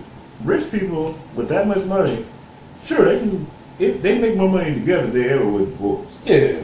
Especially, I mean, don't get me, Linda got her own bag. Yeah, I'm pretty sure. It's more. And don't forget how much money Vince poured into her Senate campaign. Right. Probably never got over that shit. But it's definitely enough for her to keep a blind eye. And yeah, like I said, a powerful man like that. Yeah, I mean, let's be honest. Allegedly, but you gotta think about it. This can be. It probably, allegedly couldn't be his first little romp. Oh, of course. Because he's been. I mean, there's been rumors for years. Yeah, Vince been one of the guys. When you say one of the guys, he hangs out. He ain't just the boss. He was a different kind of boss. He ain't just the boss. He one of the boys. He hanged out with his performers, and wrestlers are known for being rap. Yeah, and you know, a lot of stories about women too. So, and you know, wrestlers and how they, right. It's probably why Vince wasn't that concerned about the whole movie shit. Right, and then, not until the Firestorm thing. And like I said, you gotta look at how powerful Vince McMahon is.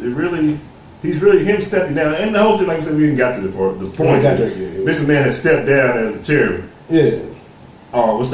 Took a hiatus. He temporarily stepped down to let this stuff play out. Right. And you gotta remember, Vince is like a 76-year-old man. 76, 77, yeah.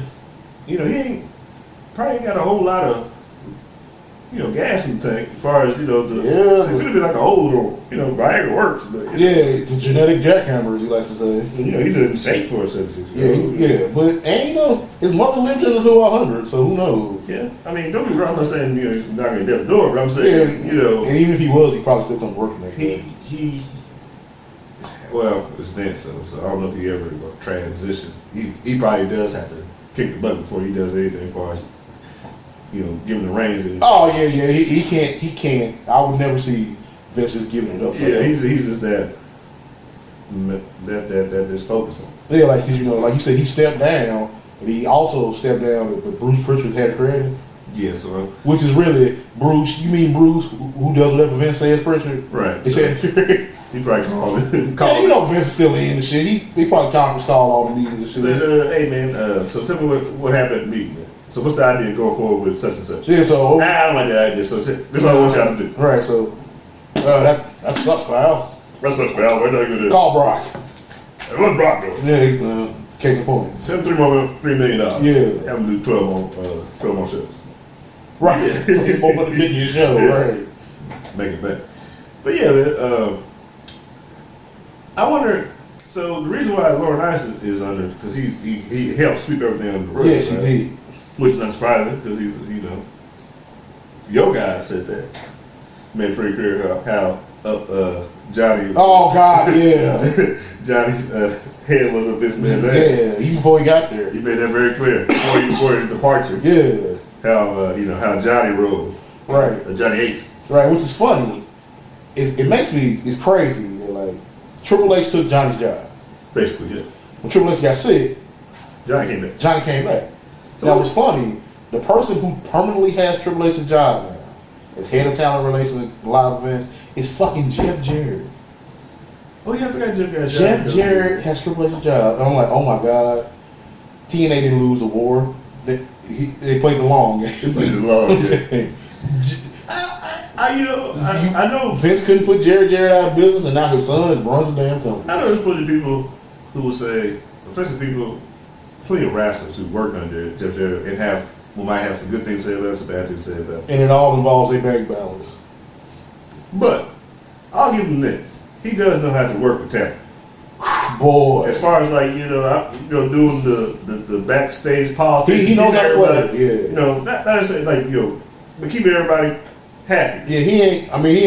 We're not saying he's Hogan or Triple H, but he knows how to play the game. He knows how to play. Like to work that job, you basically you have to be that. One, you're the person that everybody go. You're the go between. Yeah, you the guy that gives good news, and you got to be the angel of death. And you're also like when somebody has a problem, they come to you first. Exactly. Or would have an issue, and you try to fix it before it goes up there. Before it gets to the old man. Yeah. Exactly. And I think, because he did a lot of that in TNA, I think he is actually good at that. Yeah, he's good. Plus, he was raised in the business. So. I don't know how, as far as people getting their money, he's like, that's a different thing. But then again, his daddy ain't writing the checks no more. So. Yeah, But yeah. I worked 14 shows this week, I got paid $50. Hey, listen, ain't spending this. Hey, it's business, kid. Meanwhile, Jeff got a car. Yeah. But I think it's not a bad fit for him. Yeah. But what's crazy is, of course, since Vince has stepped down, he's been replaced by Stephanie McMahon, who recently stepped down her damn self. Partially because she probably knew this shit was coming. Yeah. Second, because her husband was sick. And third, because she got her own legal issues going on. And what it does. Now, you know what MLW wrestling is, right? Major League Wrestling. Yeah, Court Bauer runs it. That's where MJF came from. Yeah. Well, as we found out before AEW and all that shit started, they were tampering with people's MLW contracts trying to get them to come to NXT. Tampering? We'll buy you out your contract, you got 4 years left. Oh, so is that illegal? Technically, because they're under contract. But you can they were trying to sign them while they were signing. Okay, I thought so it's not like my ROH deal is over. I can do these next few shows. Is it a situation like say, well, you signed to MLW for 2 years, 2 years, 200,000 or whatever, some shit like that. That's their deal. Right, you're buying 200,000. Yeah. So are they saying like Stephanie and them was like we can sign you to NXT like now, and I'll pay you the 200,000, but you got promise to come over here. Exactly. Is that illegal? Technically, yeah. It sounds illegal, but I'm just, Yeah, it is. Technically, it is. And so Court Bauer, she was named in that lawsuit because they sued WWE for doing that shit. And she got named personally.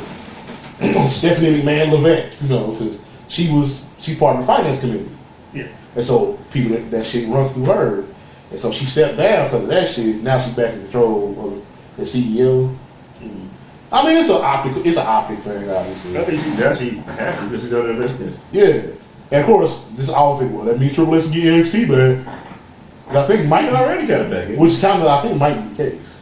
Didn't somebody say he was back? He was back. Like he reported he was there. Yeah, so You might look at him like, what the fuck did you do to my baby? let me fix this. Like, I need to fix this. I gotta fix this immediately. immediately. Where is everybody? Oh, some of y'all back. Hey, Like Adam, Kyle, where? Tommaso, what did you do to my people? Who the hell is this chick?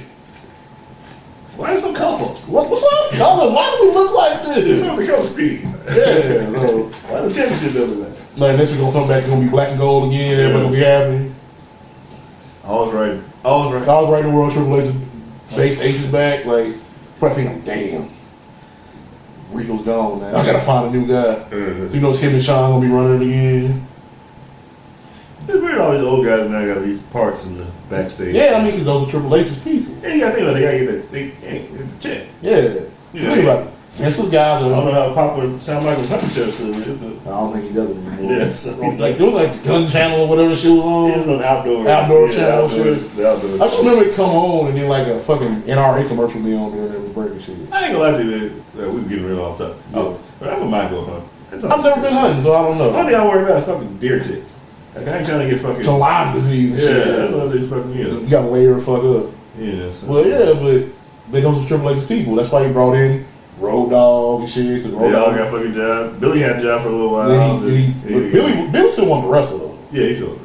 Yeah, them and fucking Regal was his guy because Regal was one of his main guys. Will Regal's real good backstage. Yeah, and him and He Triple H, really knows how to. and him and Triple H been friends for like 25 years and shit. Yeah.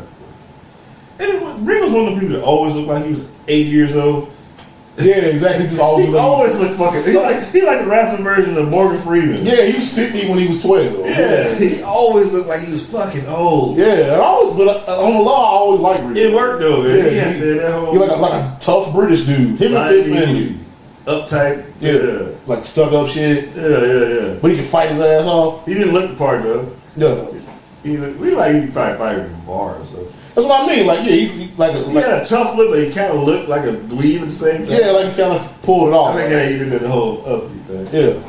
Like Yeah. walking around with teacup and shit. Yeah, it worked though. Commissioner Regal. Yeah. That was fucking gold. And he didn't do anything. He didn't, he Hilarious. didn't mind about, he had no, He did not have an ego. he had no ego at all. He was kissing a lot of ass. Literally. You saw it on television. Yeah. Shout out to William Regal. Yeah. He low-key one of the ghosts. Yeah, he is. He really is. And don't forget the That's time. where we started from. Don't forget the time we made Goldberg look like a fool. Thank you. And then Bischoff got pissed. I'm like, what the hell am I supposed to do? I was high. I don't know. Yeah. I was high off Narcanol. Yeah, he's on whatever he's on at the time. Yeah. Everything was good. But let's face it here, folks. WWE or the WWF, however old you are, it's in the first time they've been in real trouble. Yeah. Let's not forget. Steroid In fact, trials. the steroid trial. Yep. If Vince ran the company while he was on trial with the federal government, he ain't gonna go away because he had to pay off some hush money. Yeah, for some pussy. Right. Secondly, let's not forget this is the same company that had to navigate the murder-suicide of one of their top stars. Yeah, Which, by the way, the anniversary of it is this weekend. Like, I think today. It wrote him out of history. Wrote him out of history. But technically, they slowly kind of like added him back to history without saying nothing. Really? They put him back on the Like, website? yeah, he's back on the website. Really? You can't search him. Like, you can't be like Chris Benoit. You can see a picture. You can see like photos, like former world heavyweight champions and shit. He's on it. Yeah, but they don't advertise it. Of course they They're not because like before the network went away, they used to do like the like you know how YouTube has like the search chapters. Yeah. They would do it like this. It'd be like Search by champion. Yeah, it would be like instead of Chris Benoit versus Triple H for the world heavyweight title, it'd be Triple H competes for the world heavyweight title. So they just get away around without having to mention his name. Or it'd be like Randy Orton becomes the youngest world heavyweight champion, not Randy Orton versus Chris Benoit. And that's how they would do it, because like on Peacock, it doesn't really matter, because NBC owns it. You can just put it whenever you want, it'll come up. Right. Because it's been enough time, people have kind of forgotten about it in the mainstream, so... Kind of slick, I guess. Yeah, it's a slick way of doing it. But it ain't gonna be like no Chris Benoit Hall of Fame shit. Oh, no, I don't know. Like no Chris Benoit action figures and shit like that. Because when my friend Nacho used to work at Toys R Us, when that shit happened, he told me like they had to take all the Chris Benoit shit down. I was like, so if I give you $50, could you give me just a bunch of Benoit action figures?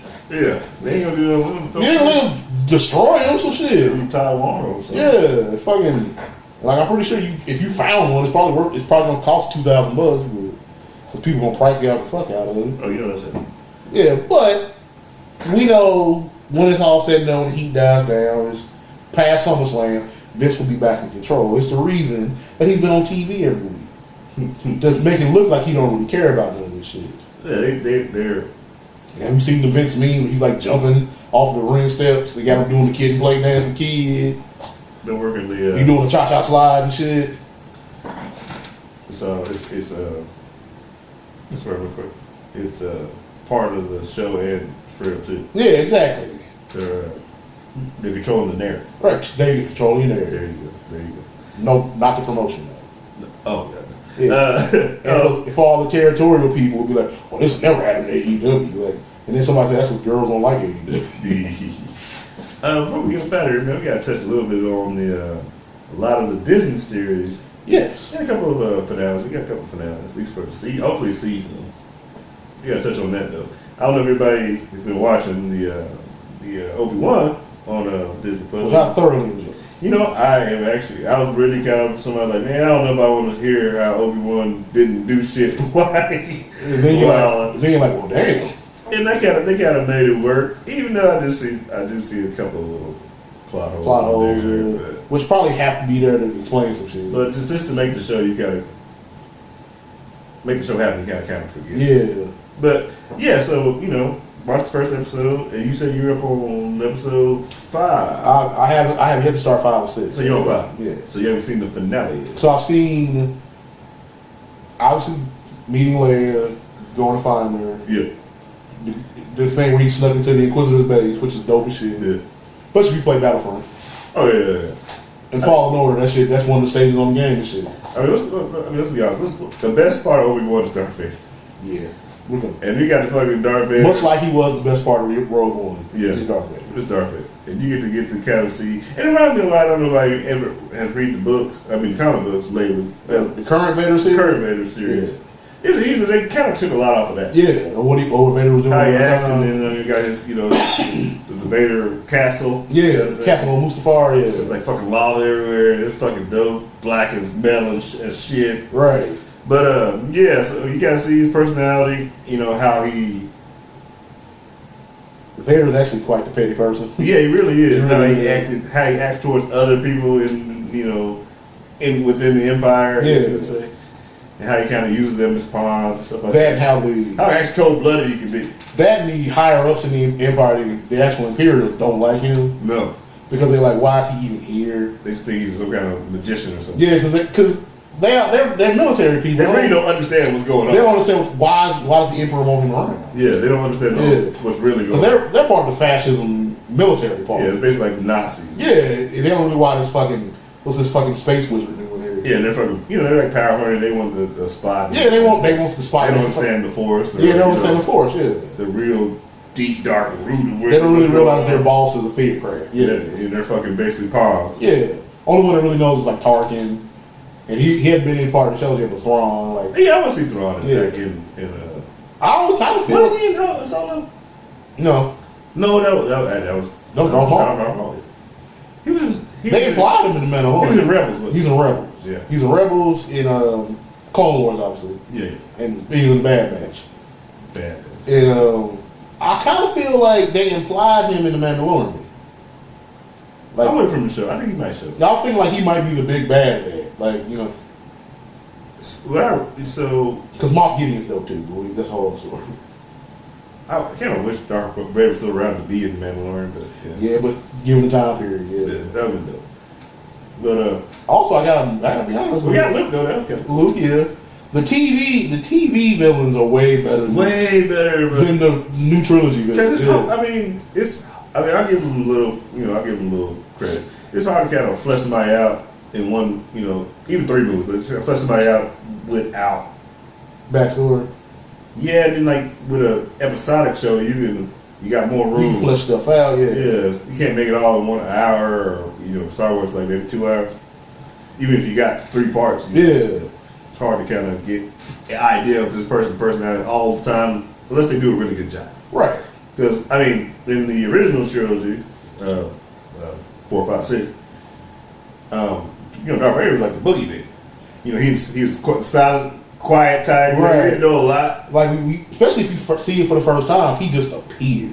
Yeah. We don't know who's in the mask. We don't know the story. Like, who's Darth Vader just appeared. Who is that? Right. That's what made voice. Right. That's what made Boba Fett cool. He just showed up, and even Darth Vader was like, "All right, we gotta watch him." Yeah, Boba Fett was basically the whole. What made Boba Fett cool was this. He didn't do it's a suit, and how he looked. He stood there with a gun, and he didn't move, and even Vader was just like, what he said was like, "What, Roger?" Yeah, like what was it? No disintegration, as you wish. And he didn't do anything. He's like, who was this dude? He just kind of standing unafraid of, like even Vader was reverent to him and shit. He Darth Vader. He basically, he wasn't made to be even that big of a character. No, Boba Fett. He just fell in love with him. Fell in love. Guilty. Yeah. But I think all they say what you want about Star Wars, but I won't say nothing bad about the Fett man. I give you all my Star Wars toys except Boba Fett. No matter how sure I am, I never risk the Fett man. But it was cool to see him, see his personality that we never got. Right. We got him as a kid to a young adult. Whiny Anakin, yeah. And you can see a little bit of that now, But it's kind of it's kind of justified. Like you see why. Yeah, you see why he's so flawed. Yeah. I mean, I can't give up too much to you. I haven't seen it yet, but I do read those Vader comics, like knowing he's in constant pain because of the fucking suit. Yeah, he really can't. Like when he takes the suit off, he really pretty much dying on any moment he has it off. But you basically see, he's really good. He's literally a broken man. He's basically how the chosen one is this shell. He lives off the hate that he holds for Obi-Wan, and then what happened to us. And the hatred he has for himself. Yeah. Because he still blames himself for Padme dying. He's a hate monster. Yeah. And he secretly hates Palpatine. He hates everybody. Yeah. He hates everything and everybody. Right. Which makes him... The only thing he ever loved died. And he blames himself. He blames himself for it. Because he still blames himself for his mother dying. He blames himself for Padme dying. It's not being strong enough. Not strong enough to save him. Yeah. And it justifies why he was so obsessed with Luke in Empire. Because once he found out he had a son, it gave him something. It gave him something to be human again. But he kind of twisted that too. He's like, also, I can use him to help kill Palpatine. Yeah. And I can rule the galaxy. And I can rule the galaxy. We can rule the galaxy. Together. Yeah. That's and then that probably would never work that. No, of course not. That's what because that's it's not canon anymore, but it's like a story about how he found out. Because if you're the kid who blew up the Death Star, your name's gonna go around. Oh, how he found out that was his son? Yeah, he found out that was his son. Yeah, we never really. I mean, he just said it, but we never really saw how he. It's not canon anymore since Disney bought it. Yeah. It was like a book. I was like, maybe they'll do that with this. Yeah, like, what was his name? But Luke says his name is Skywalker, and he's like, my son is alive. And it leads into the Empire, and it leads to the Empire Strikes Back. Yeah. It was like we have to triple our emphasis on finding the rebels. Why? Just do it. You not? Because even the Emperor didn't know. Because even Palpatine didn't know that's what Vader was really doing. I don't know. I think Palpatine. I mean, secretly he knew, but I think he knew who Luke was. Right, because it's like I don't know. Maybe not. But reading the book, he was just like, "Why are you so obsessed with this?" And then when we found out the kid's name, like, "Oh, another Skywalker." So I can replace him. That's him. I can just do the same thing I did with him. Yeah, I can replace him. And he's probably way more influential because he wasn't raised as a Jedi. He probably way cooler to turn. Yeah, man. It's weird. Some of the things I didn't like was the fact that they had some of the. I guess you would call them Sith Lords. You would call them the Inquisitors. The Inquisitors, yeah. Had Jedi power. Because a lot of the Inquisitors used to be Jedi. Yeah. They just turned on the order to stay alive.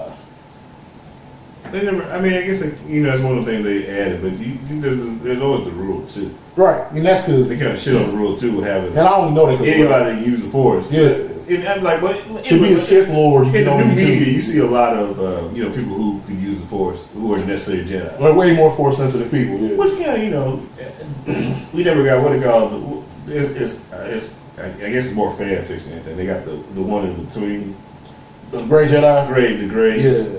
We never got. I mean, they're not canon. So they're not canon, but that's kind of what Ahsoka Tano is. Yeah, she is kind of great. Yeah, she's not in the order anymore. No, but she still uses a force power and a lightsaber. And she's one of the few people who knows who Vader really is. So yeah.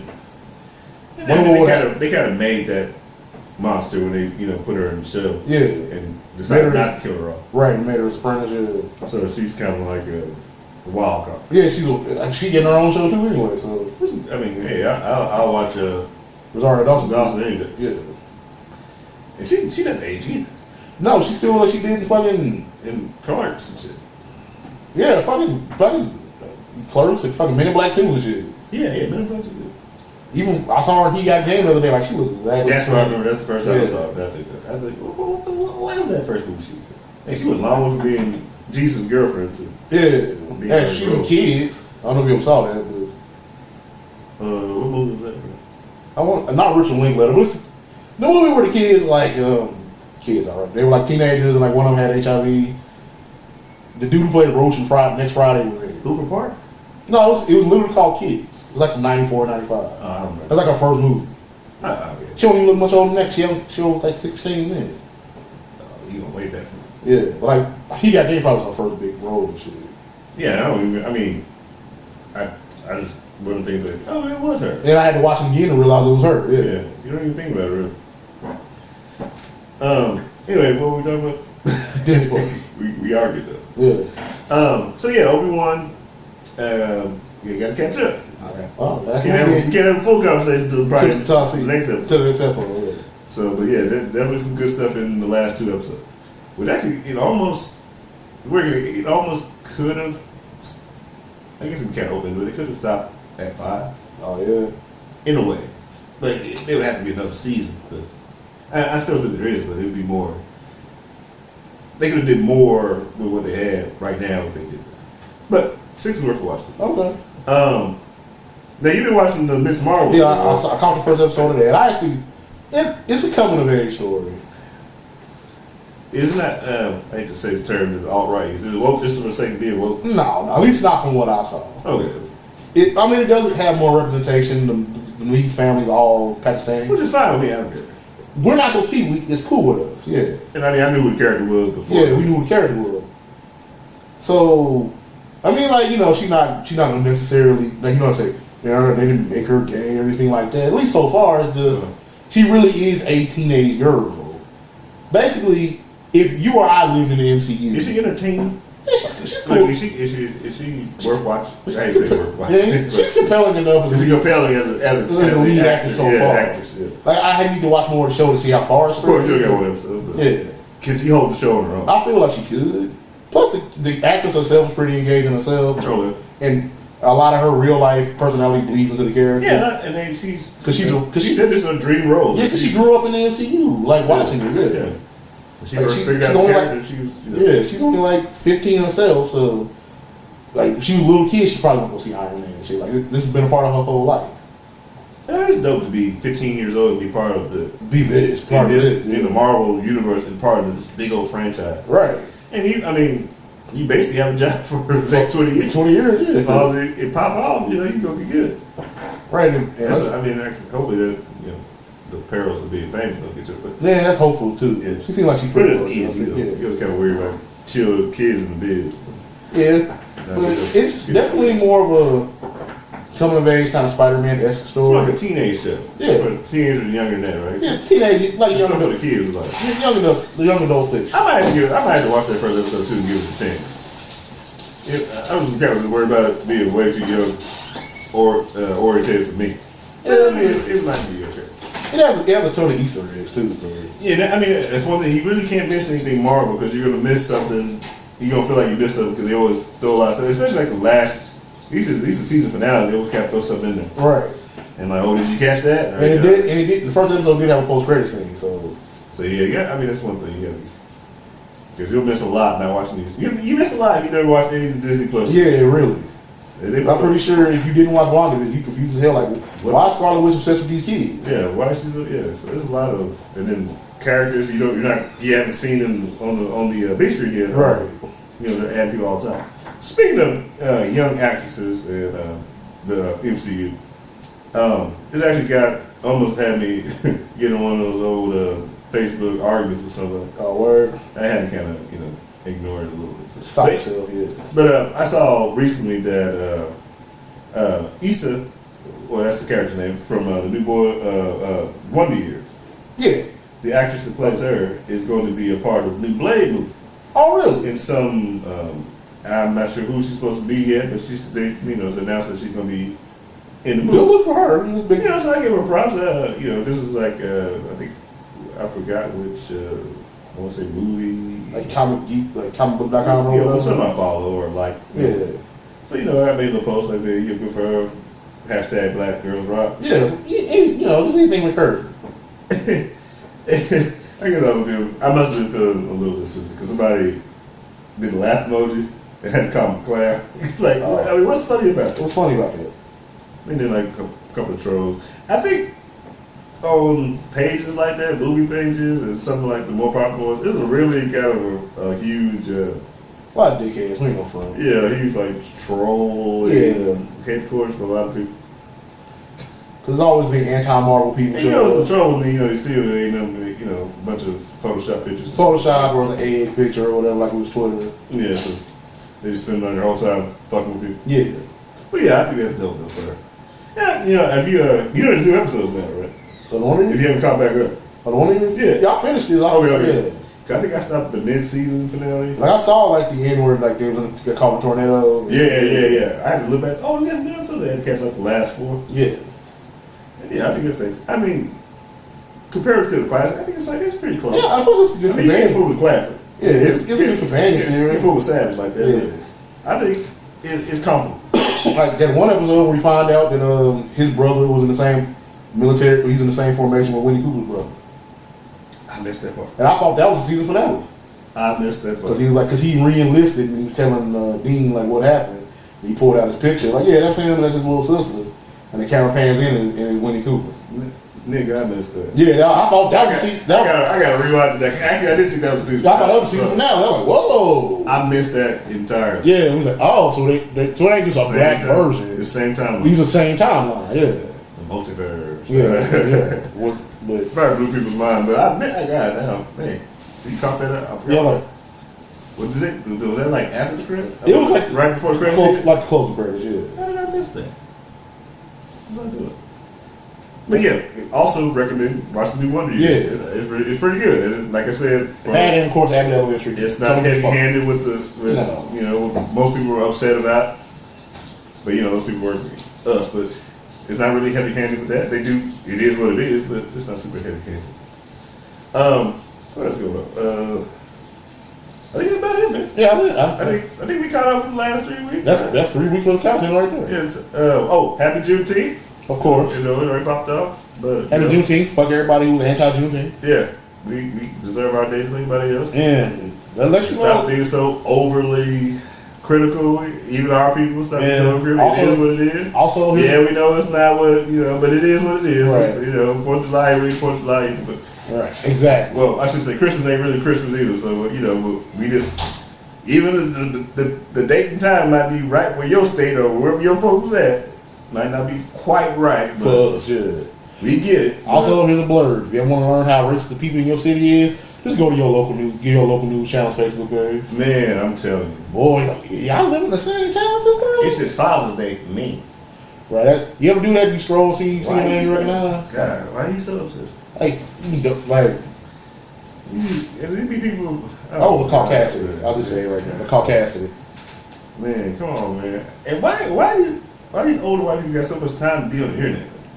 On Facebook today. Yeah, they love some Facebook, don't they? But tell us again. And be all up in the comments. Yeah. They did you really work 25 years in the Fort Motor crack to be a troll on Facebook? was that your retirement plan? Yeah. God, no, you got something. Go fishing or something. You worked at Boeing that whole time. That's all you do with your life. I know you done said on Mary Kay. You got your pink Cadillac. Go do something else. Yeah, hang on Bob Stoops' wife. Right.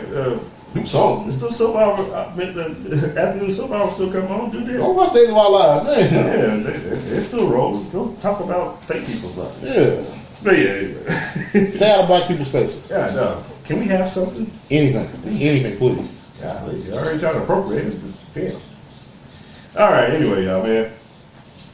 Thank y'all for watching the show, of course, every time. Make sure, like I said, catch us. We on YouTube. We on you YouTube. won't see this episode to probably, hey, I try to do like a 2 week. So, probably right when the next episode, we got the week after this week, when we do it, you probably be able to catch it probably. I like to do it like on Sunday, midnight kind of thing. You ever catch it? If you haven't caught the last episode, it's up now. Yes. It probably premiered. If you're following, you saw the premiere. But yeah, man, thank y'all for watching always. B-Rap, got anything you want to say, brother? Oh, of course, always. Of course. Anything else? Anything else, of course, before I even get into that, for people who always ask, Spotify, Apple Podcasts, Google Podcasts, if you got Google, just Google it. Google it, yes. Hit us up on Patreon. Like you said, YouTube. Unfortunately, Facebook took away the podcast option. That's unfortunate. Yeah, you can't. But it ain't gonna stop us. Facebook anymore. Can't do it on Facebook, and I know how much people love Facebook. Yeah. Also, especially this weekend, it's hot as hell. Avoid the bookings, beloved, because the county ain't got AC. Drink plenty of water. Drink plenty of water. Get some shade. Light skin folks. Wear suntan lotion. Yeah, if you peel, you too light skinned. Out here peeling like an orange. Yeah.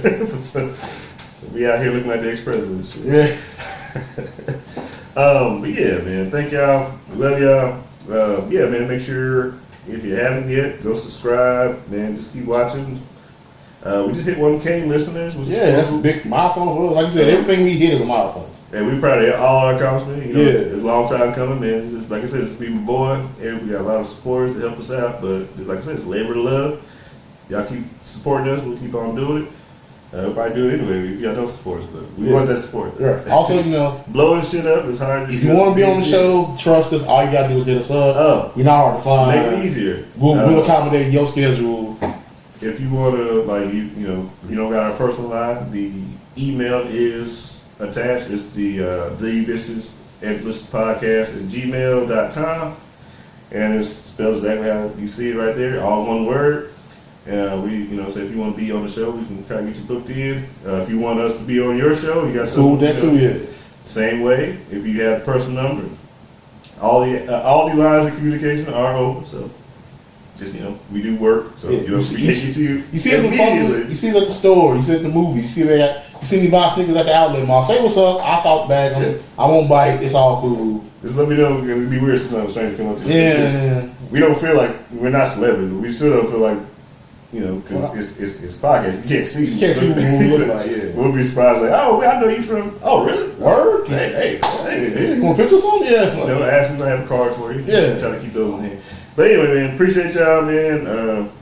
Be safe. Y'all, we'll be after the 4th next time we come. Yeah, be after the 4th. So have a good 4th of July. Be careful with that. Don't blow your hand off with fireworks. But yeah, man, we dangling on now. Man. Woman's body's own business. Everything. Y'all be good, man. Like the boy said, y'all avoid the bookings. Yeah. But anyway, this List Podcast. Either you're gonna be good or you're gonna be good at it. And we out here. Peace. Pass on the move, and we gone.